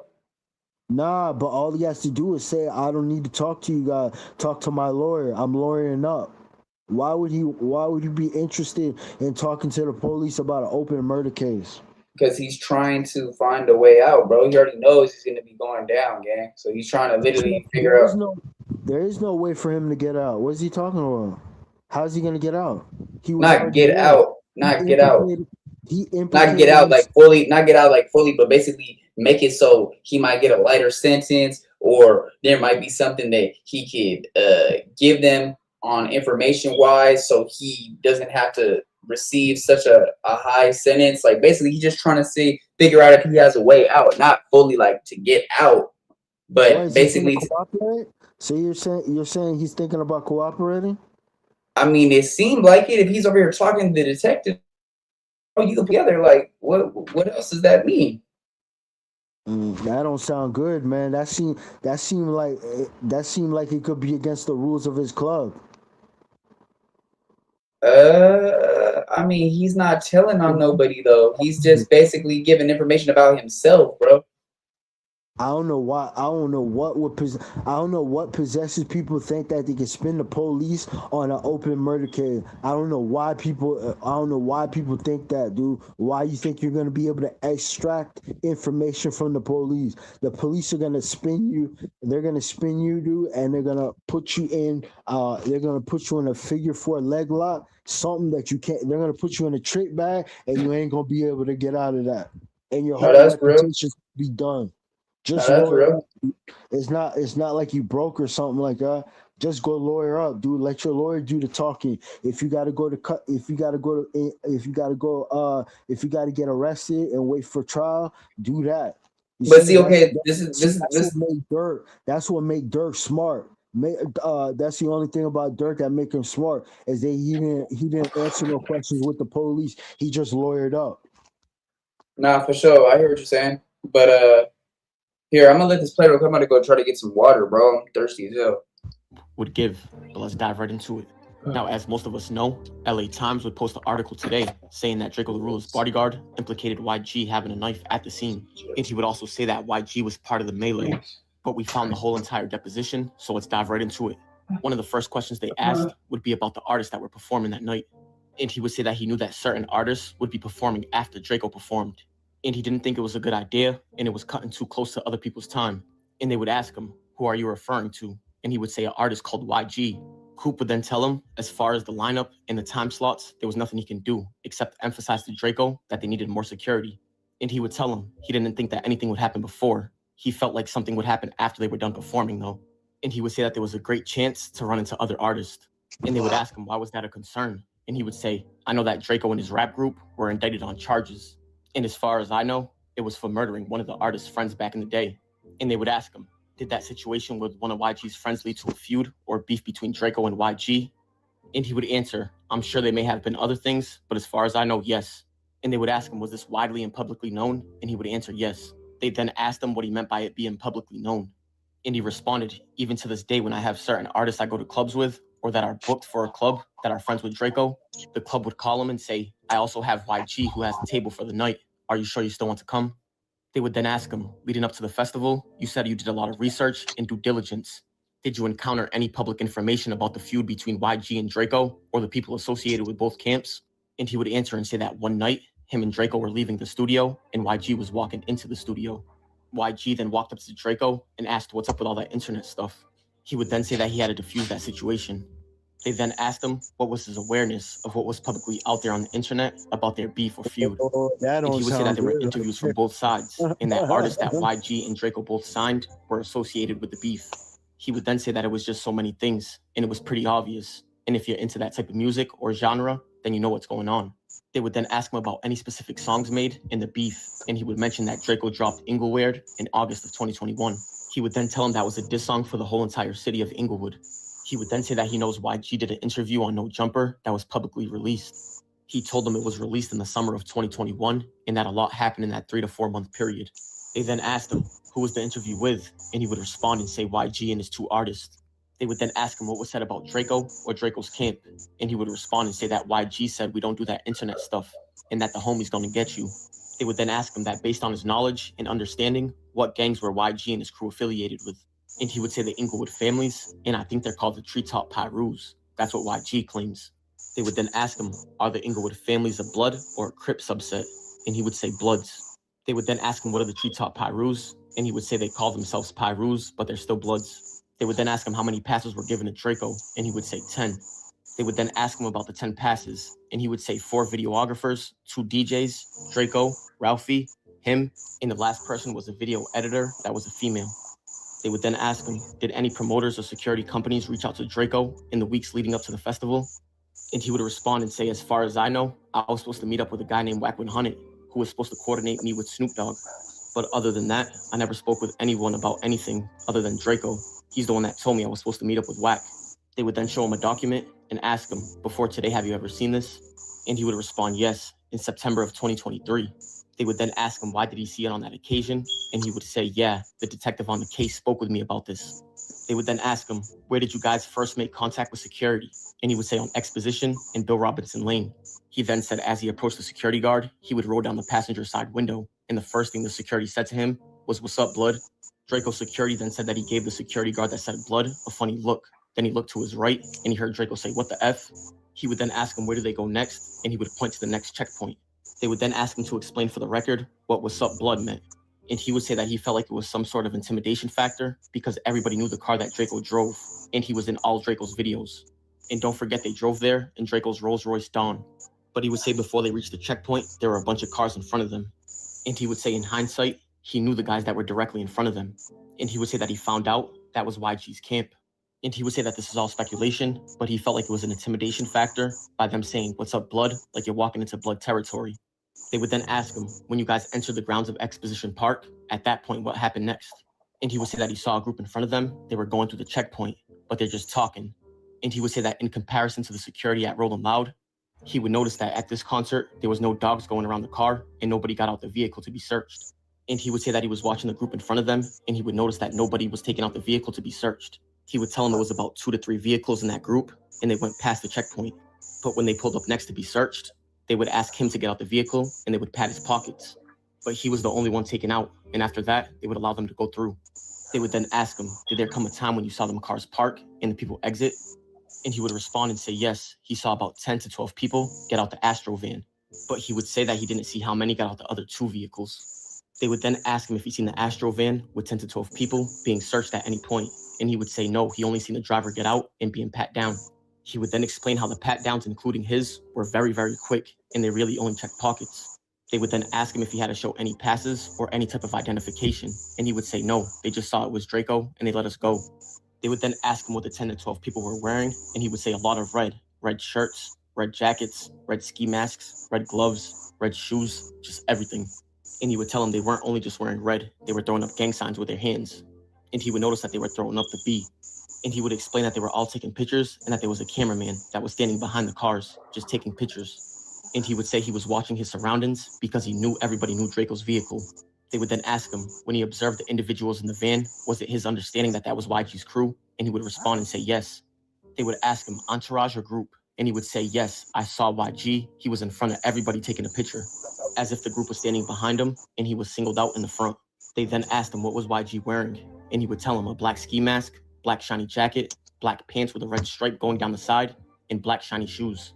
They would then ask, so the other guys were wearing red, correct? And he would say yes. And as you can see right here, which would be the video of the situation, you can see the clothes that he's describing. But we're going to dive into that in a little bit. He would then tell them that eventually they parked their vehicles and everybody would gather around. And as they were walking to the gate, Draco turned around to go put something in his vehicle. He would tell him that he forgot what it was, but he believes that it was a bag. And he would say that as they were walking to the vehicle, he would notice that the 400 camp was walking towards them. But he would say that Chief and Heavily also went back to his own vehicle to put something inside of it. But he would say that him and Draco and Chief and Heavily went different ways. He went with Draco, and then Chief and Heavily went a separate way. But as the group regathered, and they were heard saying whoop whoop and basically like what's up blood and shit like that. Like this paperwork, right? Do you know that this came out 2023? It was read by, who was it? Trap LaRosse was the first person to cover this. He covered it and he put Draco gets unalived over YG beef, right? We know the truth. That was the title. So think about that. If that was done in 2023, right? Everybody already knew what it was, gang. Like, the fans have been saying that to YG for years. We know the truth. All in his comments. Any single time that YG posts on IG, we know the truth. We know the truth. Long live Draco. Long live Draco. We know the truth. We know the truth. Now, that's not a coincidence, bro. And think about the person that was there that night that was supposedly supposed to be there to protect Draco. And who is that? Mr. wack100. I thought wack100. I thought wack100 called them two or three times, and then they stopped answering. Oh, so you're telling me that in that video, the person in the red jacket with a bald head is not wack100? I didn't say that, but there are other people. Other people have said. He said wack100 said he left. He was there though, but then he left, right? But he didn't. But he didn't clarify when he left though. I don't know when he left. He said he left before this happened. I mean, it's hearsay, right? Because at the end of the day, the person that really Draco thought had his back was Loose Cannon, because he called Loose Cannon a day before saying, hey, I don't know if I want to show up there because you know YG's performing. Hey, can you be there to make sure that everything goes down smoothly? And Loose Cannon ended up not showing up. So Wack was the person that ended up was trying to make sure that everything was cool. And the only reason that Wack was there is because Game was performing that night. Yeah. That's the only reason. What about Blueface? Was Blueface performing? I thought it was only the Game that was performing. I don't know. They have different. They had different stages. Yeah, you're right. So okay. So I think he might have been there. I think because if I remember correctly, Wax said he had two artists there. I don't know if that's Blueface. I don't know. I don't know what artist it would have been. It was Coyote in the Game. All right. It was Coyote. You know Coyote, the two Mexican dudes, the group? Nah, not really. You never seen them go on No Jumper and do the little weird shit? They like slap Adam and all that shit? No. Well, Coyote is there's two I guess you could say like they're Native American because they're from a reservation. Oh, okay. But they're of the Latino descent, and they were signed to Wack at a certain time. I don't know if they're still signed to Cash Money West or whatever, but basically Wack was there for his artists. Yeah, you're right, correct. Now, you know the only reason, because Draco wasn't going to go to that show, right? The only reason that he went was because Snoop said, "Hey, I need you to be there," and he put him on the card. Snoop was one of his idols. Yeah, I know. So what I'm saying is that was kind of like a, you know, like a how do you say it? Incentive to be there. Like, I guess you could say an incentive or like a favor to Snoop. You know, he was doing that just to, you know, like, okay, I got you, like, you know, basically. Yep, and it cost him his life. Yeah, that's true. But think about, okay, but still though, bro, think about this, right? Loose Cannon said that he was going to be there to make sure everything was smooth. Like, he didn't show up for some reason. I don't know, whatever. For some reason, he didn't show up. Then Wack took over. Then Wack ends up leaving because Drakeo got there late, right? That's the story, correct? What'd you say? That was what the story says, right? That's what Wack be saying about the story, right? Wack said what? Wack said what? Wack had said that Drakeo showed up late. That's why Wack left, because he was tired of waiting. He already waited like an hour or some shit like that. I don't think he was late. I think he stopped answering. No. He was late. The whole Stink team was late. They were late. Yeah, they were late because YG and all them were the first people there. Like Drakeo and all them. I remember the whole night. But I wasn't there or nothing, but I do know people that were there at the show and they were performing there, whatever. But I remember how it transpired. It transpired where Drakeo and the Sting team, they were late because they had got their tour bus, they got raided and shit like that, and they got stopped. And so it took them a while to get in. And basically they're trying to make what it was is they stopped them at the door, basically saying that they accused them if they had weapons, even though it was YG's people that had the weapons, right? Whatever. Boom. There's more than that, though. They had the only reason that they didn't have guns on them is because, you know, they couldn't bring the guns in. That's why they brought the knives in. But what I'm saying is this is they said they were like prison shanks. They said they said they were almost like prison shanks. Yeah, something like that. You know, they're like along the lines of that. But what I'm saying is this is they did that for a reason. They stopped YG at the not YG. They stopped Drakeo at the door to give YG's people time to stock up on all the knives they could and get ready. Yep. Because why? The security guard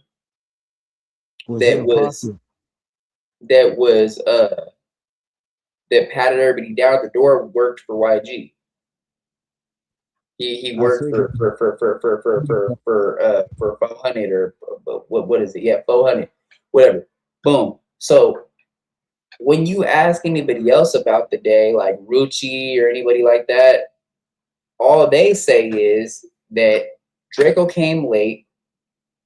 He is the one that started it. Draco's the one that started it because somebody stepped on, I think it was Chief and Heavily shoes or something like that.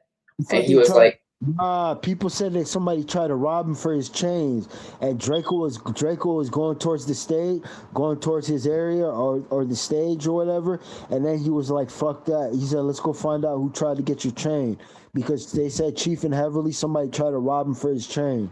Yeah, that's what it was. You're right. But no. It wasn't him. But this is the thing where you got wrong. This is where you got it wrong. Is he wasn't headed to the stage. He was headed to his trailer. Okay, trailer. Yeah, he was headed to his trailer. They wasn't even able to get over to the stage yet at all, bro, because they were still going to put their stuff down at the trailer. And that's what they was on their way. That's what they were on their way to do, right? But then Drakeo was like, fuck that. Let's go back over there and see who tried to take your chain. And that's when everything popped off. Yeah. And so when everything popped off, the first person to get out there was, you know, Drakeo tried to start squabbling with, I think it was somebody from the Baby Stone Gorillas, if I remember correctly. And then the only person, so it's like this. You got Chief and Heavily. You got Young Bull. You got Ralphie the Plug, right? Yeah. Ralphie was the only one that was out there really trying to fight for his brother.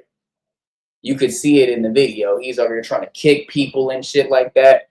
Chief and Heavily ran. What's his name? Young Bull ran. They're on the video running. Drakeo and Ralphie are the only ones out there like getting out there. So But that's beside the point. I thought including Drakeo there was 10 people. 10 stink team members. That's what they said. Who? But no, because Catchy was already passed away by then, gang. Catchy already passed away.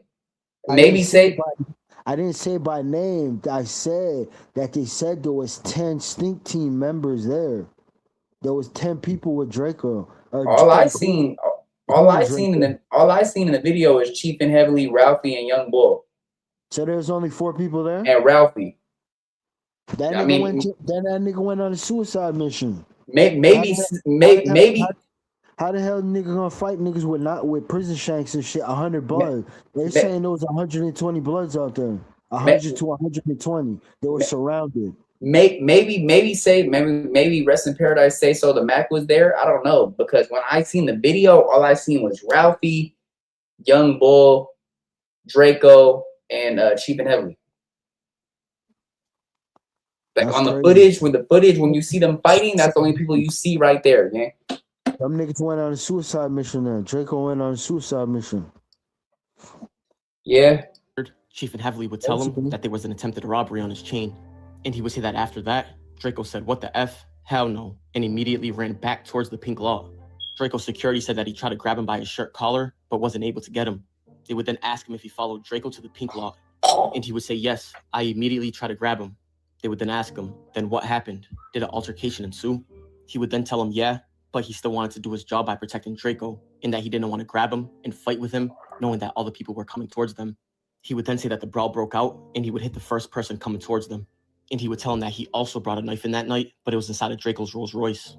They would then ask him how many people were they fighting, and he would say 20 to 25 people minimum.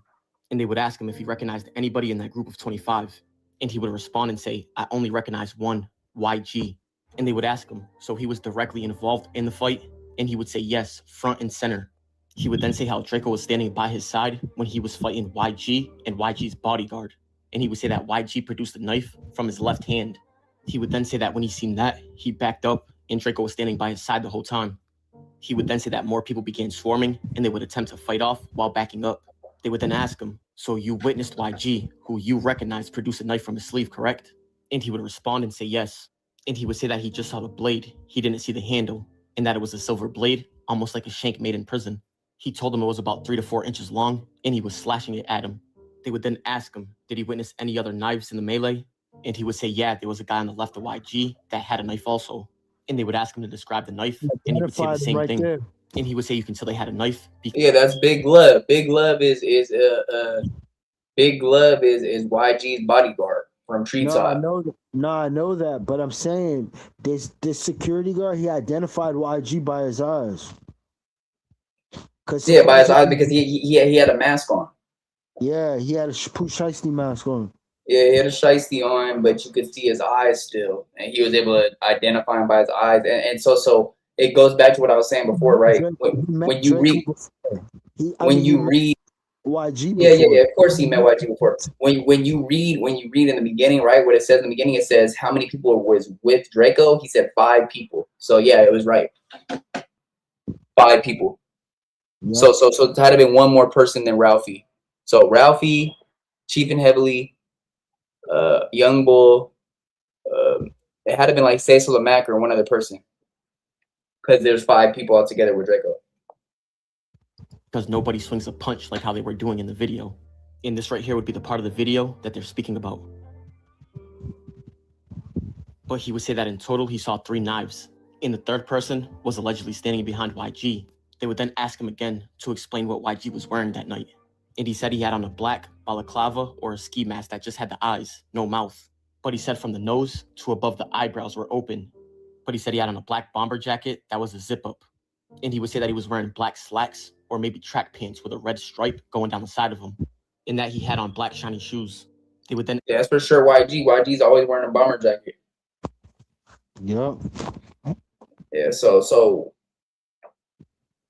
all right. Well, so what I could get from this, right, is because, okay, for a long time, all they were saying was that it was YG's bodyguard. For years, they were saying, oh, it was just YG's bodyguard that produced the knife. He's the one that stabbed Drakeo. Now it's getting put out there that YG had more involvement than everybody thought that he did. Yep. He was front and center. He said the security guard said he was front and center. Yeah. He asked him if he identified could him. describe anybody else that was at the scene. And he would explain that a black male that had a bald head that was very, very shiny and had hazel eyes were there. Then he corrected himself and said light brown, not super hazel. And this right here would be the confusion that's going around in the news articles and YouTube videos, where people are saying that he described YG as having hazel eyes. But as you can see right here, he's talking about the bald dude. And he would say that the bald dude was about 5'10" and was wearing blue, like a blue crew neck sweatshirt. And the guy behind him, that's the one with the dreads. And they're allegedly talking about Big CK Chief in this. And he would say that he was around the same height as YG, and YG is about 6'1" or 6'2". And they would ask him, if YG had on a ski mask, how did you recognize it was him? And he would say that he met him a lot. And he would say, I'm not calling him my friend, but let's just say you see somebody a lot, and they put a mask on and walk up to you. You see their feet, and you know it's them. You know. They would then ask him, so you're familiar with his body type, height, size, and demeanor? And he would answer yes to all of them. They would then ask him, so you described 3 men, they all had knives. One was YG, and 2 other people that were with him. What happens next in the melee? He would then say that they were yelling out, oh, this is Drakeo, this is Mr. Get Dough, this is Mr. Mosley. He would then say that they kept taunting him and saying, what do you want to do? And he would say he also heard people yelling out Sue Whoop and Blood. And they would ask him what Sue Whoop or Whoop meant. And he would say that it was a call that the Bloods did to gather up. They would then ask Coop, so they were yelling out, what's up, Bloods to Drakeo, right? And he would... Okay, so Coop, all right, so Coop is the security guard, gang. Yeah. And if you know who Coop is the security guard of Drakeo, right? Now, who Coop is he is very solidified in LA for being everybody's security guard or bodyguard, bro. He was a bodyguard for Adam at one time, AD, list goes on, bro. People know who Coop is. Literally, I could pull up a stream. Bo Jackman did the little, remember when C-Mac did a little awful lot of cough syrup shit a couple months ago when he first got out? Yeah. Coop was there as a security guard, showing his face. So everybody knows who Coop is. So for him to come out and say all this, it's not looking good for bro. Like, I mean, I know it's good that he's doing this, but he's really putting himself in a dangerous place, though, because a lot of people know who he is. That's all I'm saying. That's all I'm saying. Respond and say, yeah, they were also beating on their chest. He would then tell him that there's another gang called BPS, or the Gorilla Stones, and they do that a lot.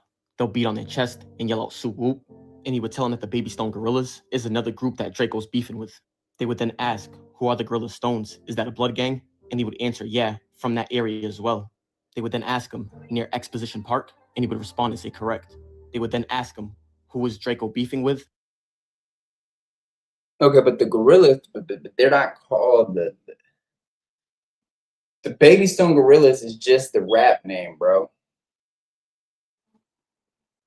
Like, they don't go by the Gorilla Stones, bro. Like, that sounds retarded as fuck. Like, they should correct that. It says on line 9, it's another rap group that Drakeo was beefing with. Yeah, the Baby Stone Gorillas. It says it right there. No, but I see that. It says it's another rap. Yeah. But he just said, who are the Gorilla Stones? He says, is that a blood gang? He says, yeah. From the area as well. But no, that's BPS, bro. The Black P Stones. Like, he should have been more. He should have corrected that. Like, they don't go by no Gorilla Stones, bro. They're Black P Stones, gang. Like, that was the Baby Stone Gorillas is just their rap name. That's not. Yeah, whatever. Gang or group. And he would say, I don't know their names, but it's the artists of the group. They call themselves the Baby Stone Gorillas. What's your thoughts on that, man? Like, Drakeo and everything. It is what it is. J-Side did what J-Side did, and they did what they did. So. They would then ask him if there was a rapper representing that gang in any way. and Draco was beefing with them, and he would answer yes. And they would ask him, are they affiliated with YG in a gang sense? And he would respond and say yes. They would then ask him to explain what he witnessed when Draco was stabbed, and he would tell them that he did not witness the Draco stabbing. And he would say he didn't see him actually get stabbed, but once police came in and broke everything up, he was able to turn back to that direction and notice that Draco was holding his neck. He said he then ran up to Draco yelling his name, but Draco didn't respond. He would then say that he noticed that blood was coming out of Draco's neck, and he would take off his own scarf and try to wrap Draco up with it, and that he stood by Draco's side until the ambulance took him away. They would then ask him to walk them through the process when he got to the hospital. And he said when he first arrived, the first encounter that he had was all of Draco's friends, and they were apologizing to him. They would then ask him, why was Draco's friends apologizing? And he would say, they were trying to convince me that they didn't run and that they were right there the whole time. But they did run though. They left him. They did run. Whoa, no. Ralphie didn't run though. If you watch the video, Ralphie stayed with him. I think the other guys ran. Yeah, they did. It's on videotape, bro. We all seen that footage, gang. Like, he then said that he waited outside to get an answer if Draco made it or not. And unfortunately, Draco the Ruler didn't make it. But this deposition would be from a few years back. And last month, YG dropped a song called We Know the Truth. and see, that's where he messed up right there, bro. His dumbass dropped. That's where he messed up right there, bro. That's where he messed up right there. Like, why would you do that, bro? That's really that shit is retarded, bro. He's dumb. That's the most idiotic move you could have made, bro. Like, He talked himself right into an indictment. Yeah, for sure. Chasing But he clout. addresses the rumors and said he had nothing to do with it. And as we all know, 2 days ago, YG was detained and his property was searched in connection with the homicide of Draco the Ruler. But if YG can prove that he was not wearing them clothes that night, then it's safe to say that he's probably off the hook. But let me know what you guys think about the situation in the comments. all right. What are we doing now?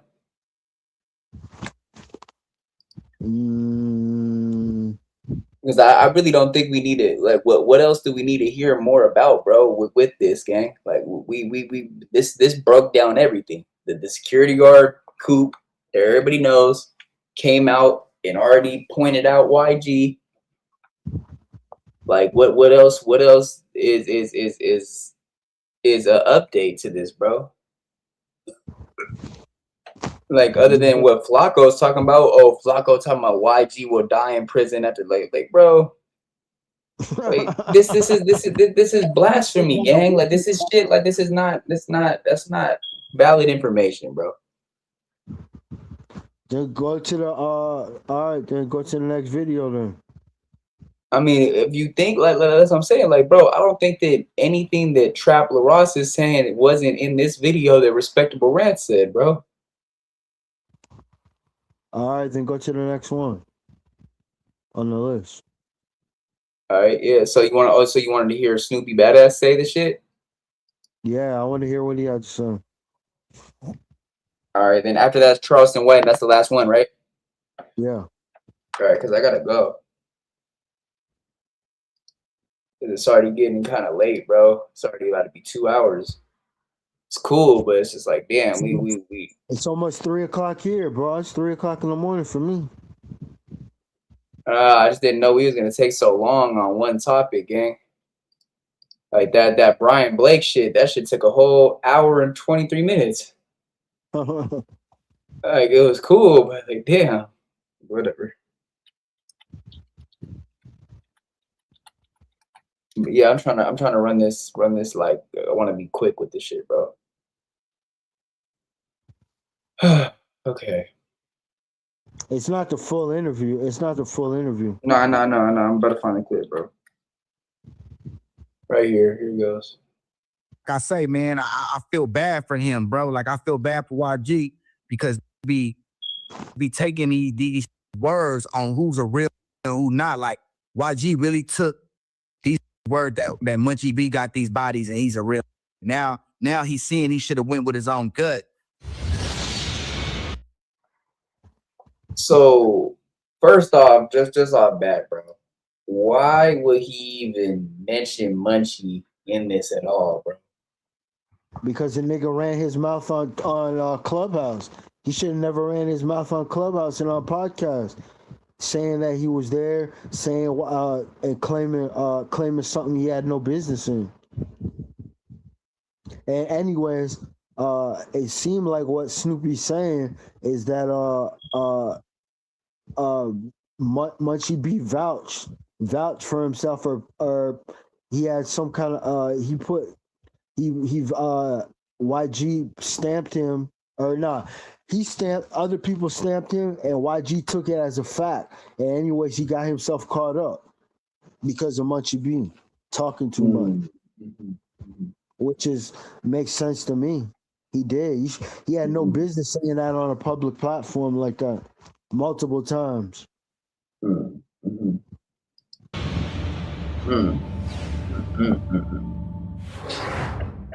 Gang, like I'm gonna keep it real, homie. If you gotta get put on Rolling 60s, if you gotta get put on Inglewood Family, and I'm talking to out of state niggas, bro. If you gotta get put on any one of these LA gangs to make yourself feel like a gangster, you're not a gangster, bro. So is you, gang.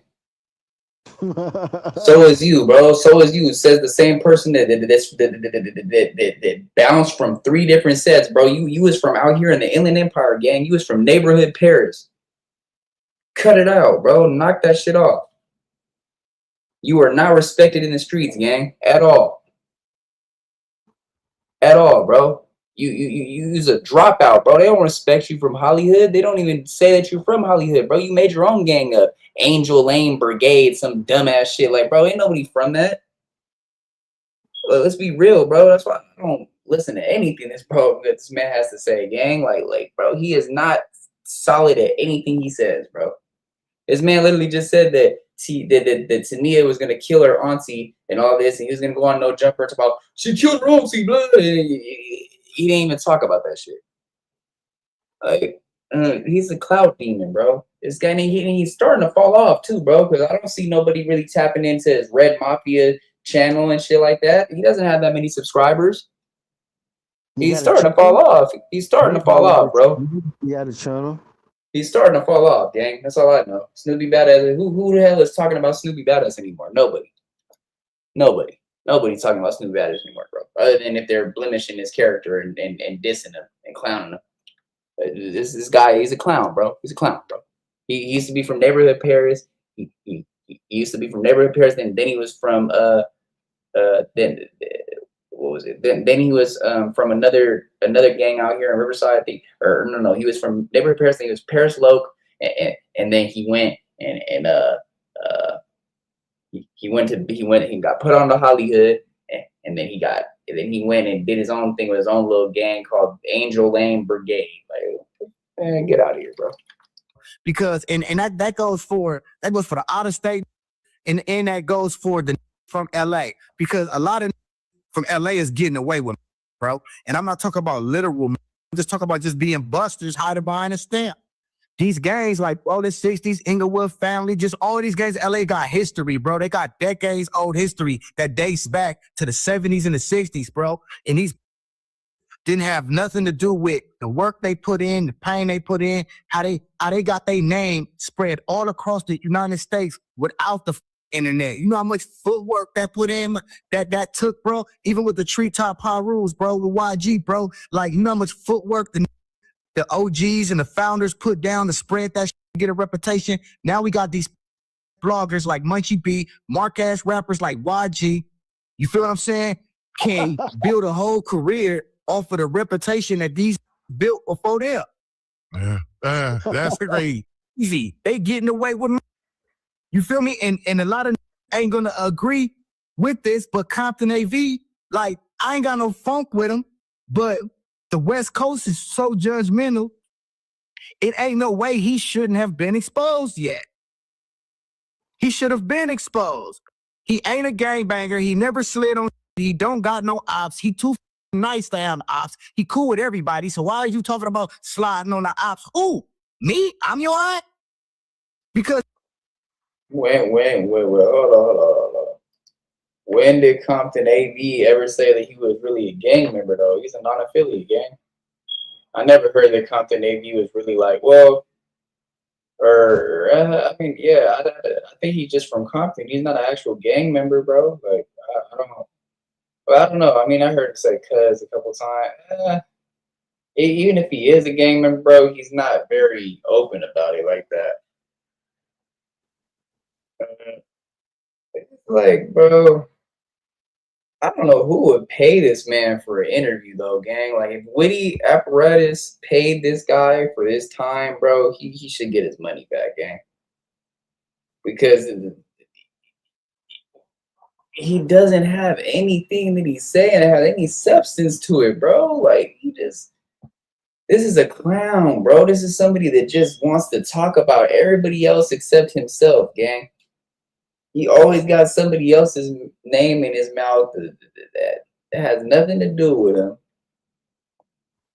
But he was just friends with YG before. He was just friends with Munchie B before, bro. Like, this guy's a clown, gang. He's a clown, bro. When you first came out, when Game came out, you was claiming Westside Compton and being flamed up. He got songs talking about he AB from Westside Compton with red on because the Bloods was hot at that time. Then he went. Show me a video where AB is wearing red, bro. Because I remember when he made Hit Yo Ricky and it was Hit Yo Relly and Hit Yo Ricky. He wasn't wearing no red in that video, gang. Nobody was wearing red in that video. It was wearing blue, bro. It was in Compton. But it was on the Keyway side of Compton, the Crip side of Compton. It wasn't wearing no red. Like, what are you talking about, bro? Where are you getting this information from, gang? Like, do you not think that everybody remembers this shit? Like, I just don't see where he's getting these facts from. They're not facts at all. So, like, bro, when was AV flamed up? I don't remember Compton AV ever flamed up, gang. He was wearing blue.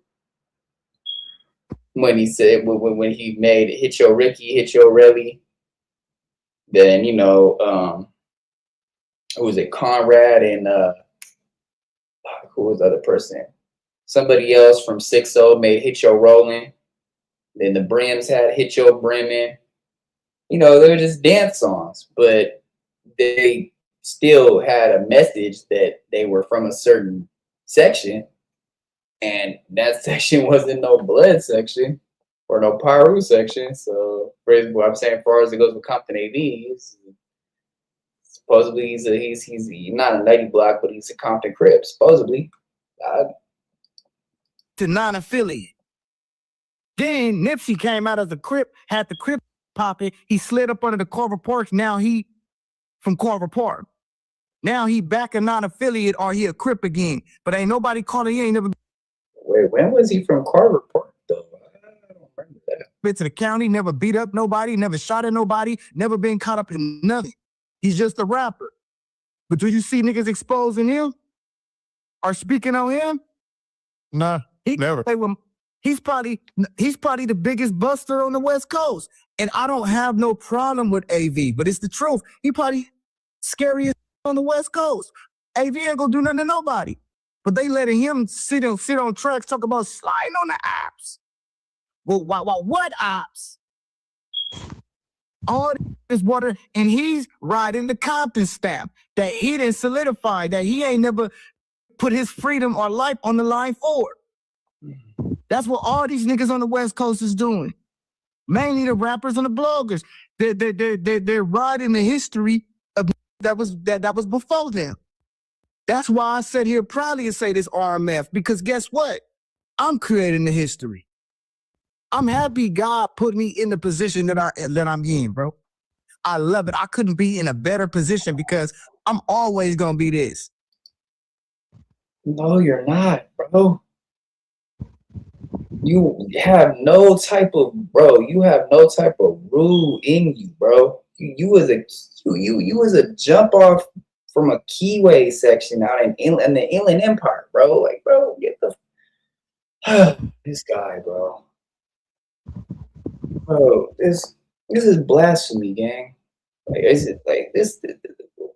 What's the point of listening to this bullshit, bro? Like, is he gonna even talk about this shit? Like, forever, because I ain't did nothing wrong. Just because I was from a weak, soft-ass hood that's ran by busters, snitches, and co-defendants, and confidential informants that ain't never, ever been to a level 4 prison, my nigga, it don't make me all bad. That make the hood all bad. If I was a Southsider, the Howdy Hoods would have been green lighted by whatever organization that governs this blood. Because they in violation on all levels. I don't have to give my red rag up just because they busters. I'm gonna do what the G's before me did. And you know what they did with it? What's that? They went on and created something else. You got OGs that was from other hoods that moved to a neighborhood and created another hood because they didn't get along with it. They didn't like they was banging with. How you think the Fudge Towns in the Nut Hood started? I forgot which one, but I'm tracking, man. And as we see going on lately, it all makes sense.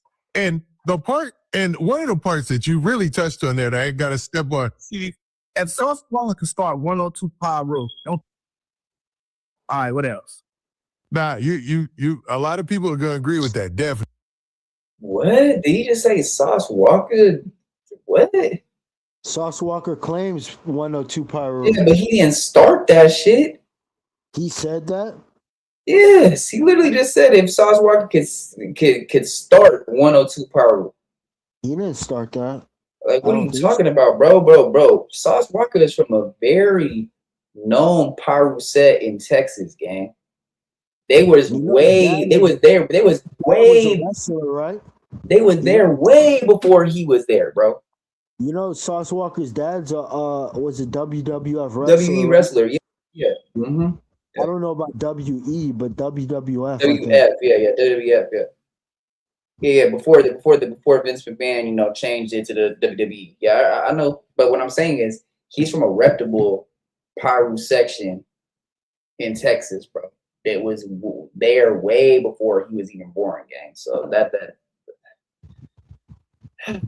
Man. But a point that you also made in that was you brought up the whole YG situation. Now, this really threw the whole thing for a loophole. So he could lie to shut up. Now, what do you think about the whole YG thing? Now, it was said in the documentary or the video that YG's security guard, a guy by the name of Gloves, I want to say his name was Big Gloves or something like that. You know what I mean? He was actually one of the guys who helped orchestrate the setup, allegedly, right? Now, like I said, we don't know this for a fact, so I got to say it's alleged. But in the video, that's what was said, that he was one of the people who was a part of the setup of Drakeo the Ruler losing his life by getting some weapons in there for YG, his homies, and a lot of the guys from Inglewood family and these different blood sets who had an issue with Drakeo the Ruler. Now, this is, everybody who was mentioned, they pretty much got rid of all the comments on all their pages. Like, this thing has blown all the way up. What do you think about the whole YG aspect? Rest in peace to my Lil Do Dirty for Bloodstone Phyllis, man. I got so much respect for my boy Lil Do Dirty, Trayvon Pratt. Rest in peace, bro. I don't even want to say nothing negative about Gloves because I never met him. I don't really know what part he allegedly played, bro. So you feel me? Shout out Gloves, bro. And we're gonna throw that to the side, bro. Because like I said, shout out Bill Blast and rest in peace, my Lil Do Dirty for Bloodstone Phyllis. Oh, and my Whack Deuce, bro. So I'm gonna go ahead and leave the glove out of it. But as far as YG go, bro, I don't know, bro. Like if he deleting his comments and he's because how he making himself look guilty, he just need to be quiet right now. And I like I say, man, I feel bad for him, bro. Like I feel bad for YG because be taking these words on who's a real and who not. Like YG really took these words that Munchie B got these bodies and he's a real. Now he's seeing he should have went with his own gut and not. I mean, bro, like let's nip that in the butt right there. I'm not talking about the Drakeo situation. I'm just talking about in full effect, like in general. Munchie B is known for knocking shit down, bro. Is that you could look up old cases that shows that he was really somebody stepping on shit, knocking shit down for the Inglewood families, bro. Like they literally, the Washington, what was it? The Rolling Hundreds, was the Rolling Hundreds, the Carver Parks. Yeah, the Rolling Hundreds, the Carver Parks came out and said that he was the only one that would be able to go to basketball game and not be able to get touched. You go to a Crip basketball game, an Inglewood family blood, and not be touched because he was untouchable, bro. Like, but He was untouchable. What do you mean he was untouchable? Munchie was untouchable at that time. What does that mean? What do you mean by that? He was untouchable at that time. He was a reputable of the Inglewood family blood. He was untouchable at that time. There was no way that they could get him without something really bad happening to the other section where it'd be a war, bro. And they literally would not let him go through the basketball game or baseball game, football game, whatever it was, and he would not be pressed or none of that. That's how much of the name Munchie B had. You could look that up. That's facts, bro. That's facts. So why is that? So why is he talking? Why was he running his mouth online about an open murder case? Bro, just because the man said that he passes the dude that killed Drakeo the bottle every day, bro. He's trolling, gang. He's trolling. Making excuses for him. He should never ran his mouth. No, I'm not, because Drakeo did the same bro. Drakeo did the same shit. Drakeo did the same shit when he was alive, though, bro. So nah, I'm not making excuses for him. Drakeo did the same shit when he was alive about Red Bull, bro. He used to troll the fuck out of Red Bull, be like, yeah, I know who killed Red Bull, and we smoking on that blind nigga. And he would say some shit about Munchie B. There was so much shit that Drakeo and the Stink team had said about Red Bull and the unaliving the Red Bull, and the person that unalived Red Bull wasn't Drakeo or wasn't Ralphie. It wasn't nobody in the Stink team that's around right now. The person's locked up. Yeah, it was Drakeo. I thought it was Drake. So no. What body did, hold on. So what body did Drakeo go to jail for 5 years? Bro, they try to put a body on Drakeo, but Drakeo never caught no body, bro. That's no. So Drakeo never killed nobody. Hold on. So Drakeo never killed nobody. So why would people want to kill him for? For just dissing? Yes, bro. He sat there and fucking made a diss song to all of Inglewood, bro. You gotta understand what that fucking means. He never killed nobody. He never killed nobody. He went to jail for somebody else's body. You're telling me? He never himself killed anybody. No. So he went to jail on the house. He went to jail on the house 5 years for somebody else's body. The DA put a body on him that he had something to do with, but he didn't pull the trigger. He didn't pull the trigger. I don't believe that. That's what it is, bro. The DA hated Drakeo, gang. Like, what do you mean? Like, bro, if you look at the paperwork, you'll see what it is, bro. They put him. They were trying to put him under the jail for some shit that he did not do, gang. They're not gonna put you in jail for somebody else's body, bro. They can't do that. How? Bro, they had no evidence of this man doing any type of body, bro. Okay, I have a question. Is Drakeo the ruler soft? Is Drakeo soft? Was he soft? Nobody said he was soft. Just because somebody didn't kill somebody doesn't mean they're soft, gang. I'm asking you a question. I'm asking you, was he soft? No, he was not soft, bro. A lot of people were scared. A lot of people were scared of him in jail, bro. You hear B Braze talking about it, and what's the other dude? What's his name? Drowsy. I think it's Drowsy Drowsy. I think it's Drowsy. The rapper Drowsy, the Mexican dude. He was cellies with Drakeo, and he said that everybody was scared of Drakeo inside the jail. They were Bloods. So your story is, and because Drakeo had hands, bro, he didn't have to shoot nobody, bro. He knew how to fight. He went to jail. You saying he went to jail for somebody else's body? No, I'm not saying that. I'm saying that they never found no prop. They never found no evidence that he actually did a body himself, though, gang. I'm saying he beat the case, but you're saying he went to jail for somebody else's body. That's what you're saying. No, he went to jail for the involvement of somebody else's body, bro. For being involved. He was involved in it, but he didn't pull the trigger. So why would he go to jail for some? So why would he be in jail if he didn't pull the trigger then? That doesn't make sense. Because, bro, the person that did the body was already in jail, so they couldn't try nobody else.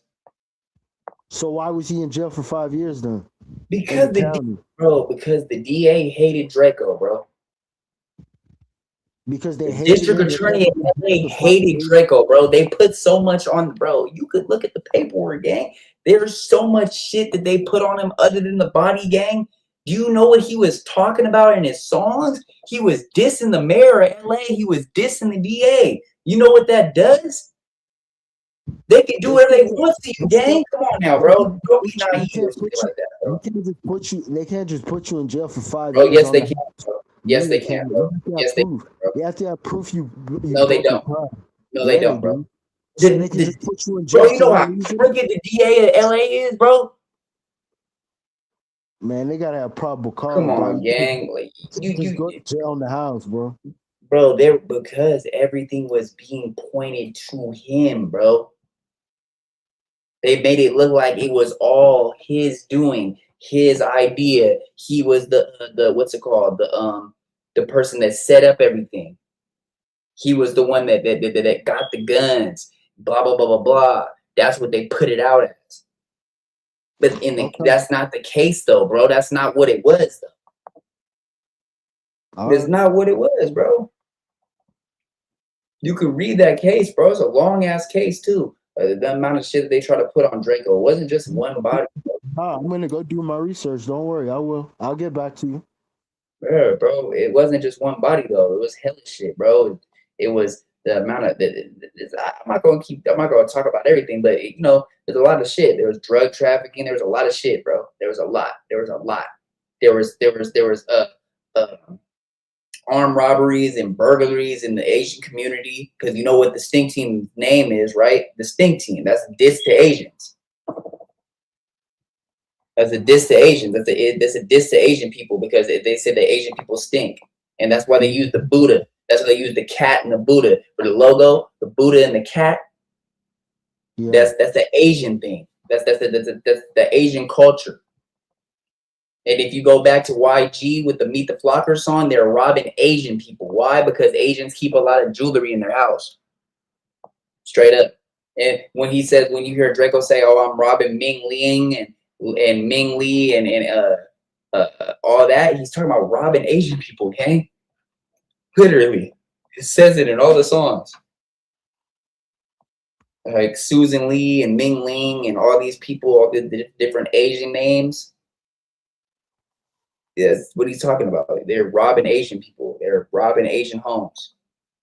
With that nigga, everybody around there shouldn't have with that, bro. And y'all should have cut off the moment that when he said he worked for the grid program, bro. But you hard at y'all riders. Y'all go with the big number. Y'all go with whoever the crowd with, or whoever the crowd agrees with. So that's what YG get. You know what I'm saying? Dead homies, bro. And YG.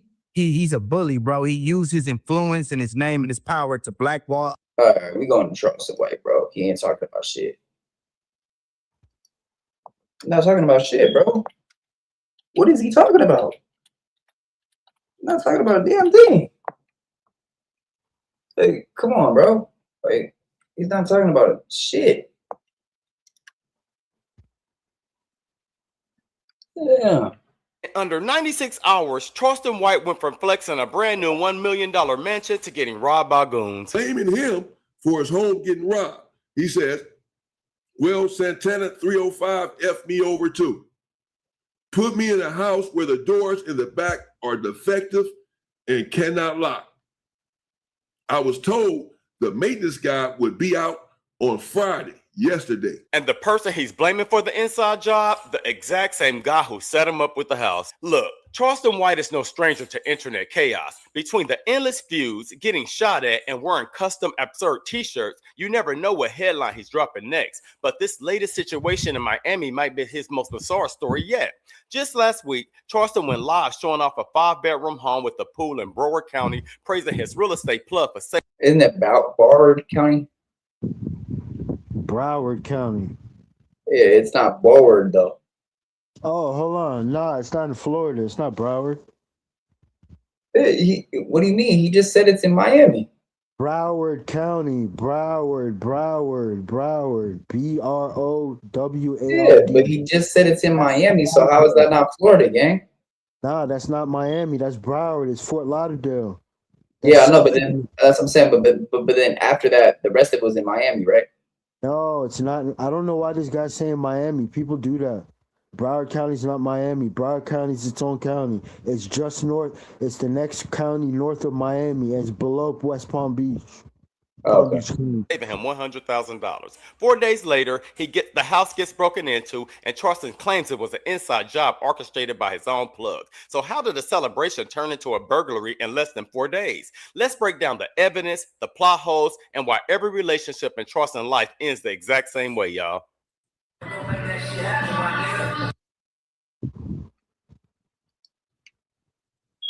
Now, I'm gonna let the video play. Then we could have just watched Damian Porter's video if you was gonna watch him react to Damian Porter's shit. A little bit. I'm gonna mute it because he's playing all this different kind of music and all this. I don't want no problems. This is the home right here, though, in Miami, Florida. This is Charleston White live. The head. Okay, but the house was in Miami, though, right? I don't know what the hell that dude's wearing. That nigga think that clothes. That nigga think his shit fly. That shit whack as hell. I don't know what the hell that shit is. His title reads on this particular video: "Real Charleston White is live. New 5-bedroom home with pool in Miami, Florida. New 5-bedroom home with pool in Miami, Florida. This is the home." It started like any typical flex. Charleston goes live showing off the new spot, shouting out his contact Santana 305. He literally told his audience that before meeting Santana, he was getting taxed nearly $100K in rental fees. Say, boy, Santana be looking out for me. Everybody else been fucking over. You been making sure I don't get fucked over. Real estate, baby, we out here. Say, man, if you don't know the right people, nigga, let me just say this. Man, before I got with my nigga, I done been damn near tapped over the head close to $100,000 just paying rental fees, this motherfucker. Swear to God. Hey, we lit now, baby. Yeah. Paying us in? Nigga down there, nigga. He thought he had a trusted partner in Florida, but the internet wasn't buying it. As soon as Charleston dropped the video, the comment section started tearing it apart. People immediately began accusing him of clout chasing, calling the place an Airbnb and saying it looked way too small for someone who brags about making millions. Home with pool in Miami, Florida. This is the home, 5-bedroom home with a pool. Okay. People were in the comments clowning him, some saying, man, that's an Airbnb. Man, that ain't no home. And people saying, man, that's a little small house. Once you go get a real mansion, you're supposed to be making all of this money, this, that, and the other. You know, he's going back and forth with the commenters saying it's not an Airbnb, it's a real home. Charleston was going back and forth in the comments trying to prove it was a real long-term home. But while he was busy arguing with the trolls about whether it was an Airbnb, a much bigger problem was brewing in the backyard. Fast forward 96 hours, the flex video is gone, and in its place is a long Instagram rant claiming the house was burglarized. But Charleston didn't just report a break-in, he blamed the back door. Charleston is now blaming him for his home getting robbed. He said, well, Santana 305 F me over too. Put me in a house where the doors in the back are defective and cannot lock. I was told the maintenance guy would be out on Friday, yesterday. He attended my comedy show on Thursday, yet called my sister on Friday morning, pressing her to get rental insurance through his company for $600 annually. Only person who knew my schedule, the maintenance guy schedule, my son's schedule, the pool boy schedule, and my new house was broken into. According to Charleston, the maintenance guy never showed up, and that's when he started connecting the dots that led straight back to his friend. Charleston claims this couldn't be a random break-in. Why? Because the burglars hit the house at the exact window when nobody was home. He pointed out that only a handful of people knew his exact itinerary. The new house was broken into. The maintenance guy never showed up without notifying me. So my so-called good friend Santana advocated for the Chicos to get my money. Now that my house is still not safe, my ninja Santana 305, who helped them get my money, have yet to come see the damages. The realtor company he uses have been sued 5 times for fraudulent claims, 2 claims this year alone. Man, he's alleging that Santana and the maintenance crew intentionally left the door broken so goons could slide in undetected. Charles took it a step further, claiming he looked into the real estate company Santana works for and found been sued 5 times for fraudulent claims, including twice this year alone. The realtor company he uses have been sued 5 times for fraudulent claims, 2 claims this year alone. Wow. So they broke into his house. Now, whether those court claims are true or not, the real question is, why didn't Charleston check any of this before handing over thousands of dollars and broadcasting its location live to millions of people? If this story sounds familiar, it's because we've seen this exact movie a dozen times. Charleston White has a predictable cycle. He meets someone new, praises them as his brother, does a live video showering them with love, and then within a week, he's calling them an informant, a fraud, or a setup artist. Later, everyone Charleston White ends up dealing with, let him tell it, they mess him over. But he gets into it with these individuals. The relationship doesn't end up well ever. At what point do we ask, is everyone around him really a mastermind villain, or is Charleston just impossible to do business with? Here is where the story gets even stranger. When you look back at the original video tour Charleston posted, the house was particularly empty. There was no heavy furniture, no massive jewelry displays, nothing set up yet. 4 days. And then he had a defective back door and somebody that came in. I'm sure, the house didn't even have furniture in it yet. It doesn't look like. So I'm sure he probably didn't have it. It's not his main home or whatever yet. He probably didn't have any cash there, any jewelry, none of that stuff. So what did the robbers actually get? Or was this entire break-in headline just another chapter in Charleston's ongoing online soap opera? Rule number 1 of internet safety when you're a high-profile, polarizing personality. You never do a full walkthrough live tour of your home until your security system is locked down and fully active. Charleston went live, showed the layout, showed the backyard, tagged the realtor, location, and posted he was leaving town for a comedy show. Even if nobody on the inside set him up, he basically handed every burglar in Florida an invitation. Publicly announcing your back door doesn't lock while telling 50,000 followers you're out of town is wild. At the end of the day, nobody wants to see anyone get their property violated or robbed. Charleston worked hard for his money, and getting burglarized is a terrible situation, but moving forward, he either needs to change how he moves online or accept that broadcasting his life in real time comes with massive risk. Whether Santana 305 responds or clears his name remains to be seen, but one thing is guaranteed. Charleston White's Florida chapter is starting off with pure chaos. Okay, so what you think about this, bro? I feel like that was just a cloud. I think this shit just is for content. What'd you say? I think it's just for content, bro, because why, like he just said, bro, why would he do a whole walkthrough basically saying, like, this is the address, the back door doesn't lock all the way, but I'm leaving to go to a comedy show, so the house is going to be unattended to. Why would you say that on live? You know you're going to get broken into, bro. You think it's a play? Yeah, for sure. I don't think it's a play.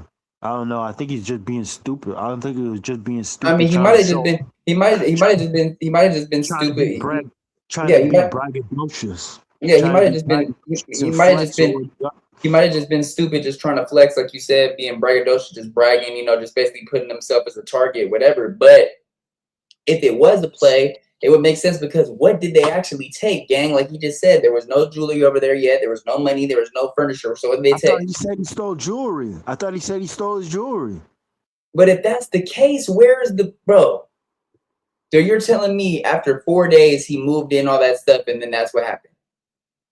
Yeah, because somebody got his address. They breaking homes in South Florida and shit. No, that's fine. I already know. They bust legs. They do that. I already know that, bro. But what I'm saying is, what makes it known though that there was money or jewelry already there, or furniture, bro? The video that we see, there's nothing there, gang. Charleston White got a bag. Hell yeah, they gotta be but something he in that didn't house. have anything there yet, bro. Where did he say that? In the first video, in the first video, he doesn't show anything. He shows that the house is completely empty. So you don't think he has any furniture in that house? You don't have any belongings there was no furniture in that house in the video. If you watch the live of him walking around, there is no furniture in the video. I don't There's know. no jewelry in the video. He's not flexing any money in the video. There's nothing there. It's an empty house. Charleston White had jewelry on him.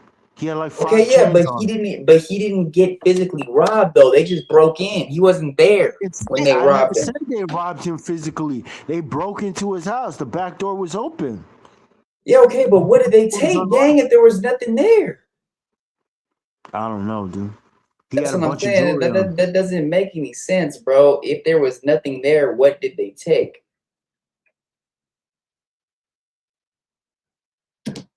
Like, that's what I'm saying. That's why it makes it sound like it's a play, because what did they actually take, bro? He's saying they took a bunch of jewelry, they took money and all that.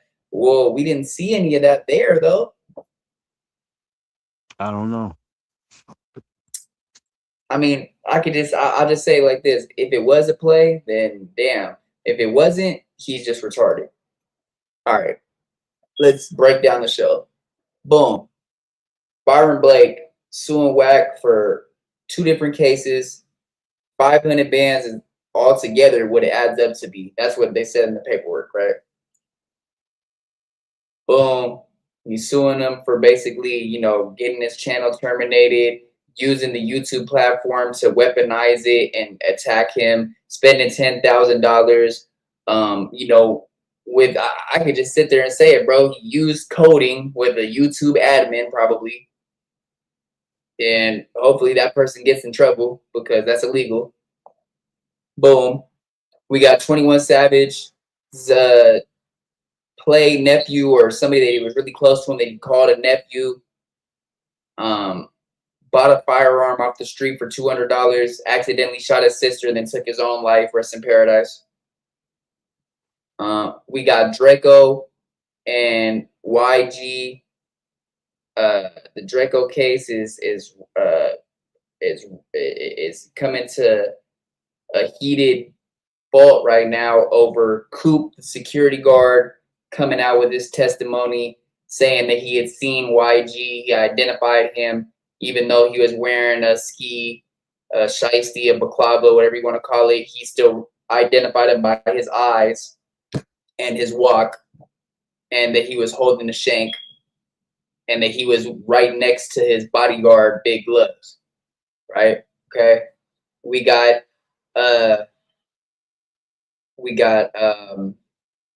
snoopybadazz basically saying that he knew what was gonna happen. That the best thing that YG should do right now is just stop talking and just stay out the way. And then we got Charleston White being the dumbest person ever, posting his address, saying who the realtor is, saying that the back door doesn't lock all the way, and saying that he's leaving for the weekend to go to a comedy show. Then gets broken into. What else did I miss? That's pretty much it right there. All right. You want to give a breakdown on your side? The first video was what was the first video? Bryon Blake. Oh, Bryon Blake. Anyways, yeah, wack100. Wack100 done put himself into a corner right now. He done painted himself in a corner. He put his own self in a trick, because what he's saying he got Bryon Blake's channel terminated for, it's illegal. You can't you can't weaponize the copyright system. It's not there to take out the financial stability of your enemies and stuff like that. And Bryon Blake was one of my friends, and I seen his channel get terminated. They actually terminated both his channels.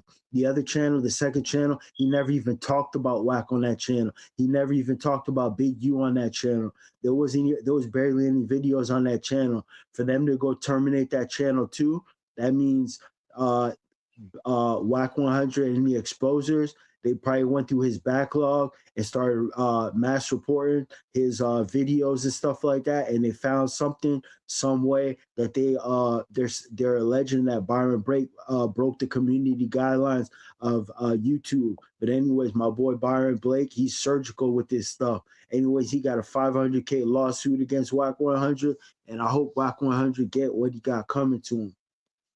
For sure. That type of stuff, man. I don't like that kind of stuff. Messing with people's financial stability and stuff like that because you don't like them. And number two, Number 2 was what was the second video again? 21 Savage's play nephew. 21 Savage had 3 close deaths of young kids, 1 girl and 2 boys that were under the age of 18. Both of them died by gun violence, and that's one thing. Parents and stuff like that, y'all got to check. Y'all got to be in good communication with your kids and make sure you drill home with your kids that guns are not toys. They're not to be played with. They're actual weapons that can take people's life. And also, I blame the game industry, like GTA and Call of Duty and shit like that. Yeah, for sure. And they're teaching kids that they're making kids grow up thinking guns are toys. Glorified guns. Glorified. They're not toys at all. Number 3. YG, Drakeo the Ruler. This is coming full circle, man. These dudes done talk too much, and the best thing that YG could do is stop releasing music, especially if it's motivated against the Drakeo the Ruler thing, and stop talking, stop deleting comments, stop doing hot boy stuff, stop telling people your business, stop talking to the police when you don't. You got money, dude. Lawyer up, dude. You ain't got nothing to say to police. You should not be talking. You cannot spin the police, especially homicide detectives. Number 2, snoopybadazz predicted that. It is what it is, man. And number 2, Munchie B, he went all in with Munchie B and stuff like that. And Munchie B should have never said that on a Clubhouse platform. Even though he had nothing to do with it, he never should have opened his mouth about that. True. Number 4, Charleston White, allegedly his house got broken into and he had jewelry and money stolen. That is possible because all over the country, people are starving and stuff like that. People are burglary gangs. They're going online and they're going to famous people pages and stuff like that, tracking down where they live and what's in their house and when they'll be out of town. And all they have to do is just cut. If they have an alarm system, all they have to do is go to the electrical box, cut the power off at the breaker. All alarms are gone. They could just go bust a window or pop the back door or the garage door with a flathead screwdriver, and then bam, anything in that house is theirs. So it is what it is. Nah, for sure. All right, man. Appreciate y'all for tuning in, man.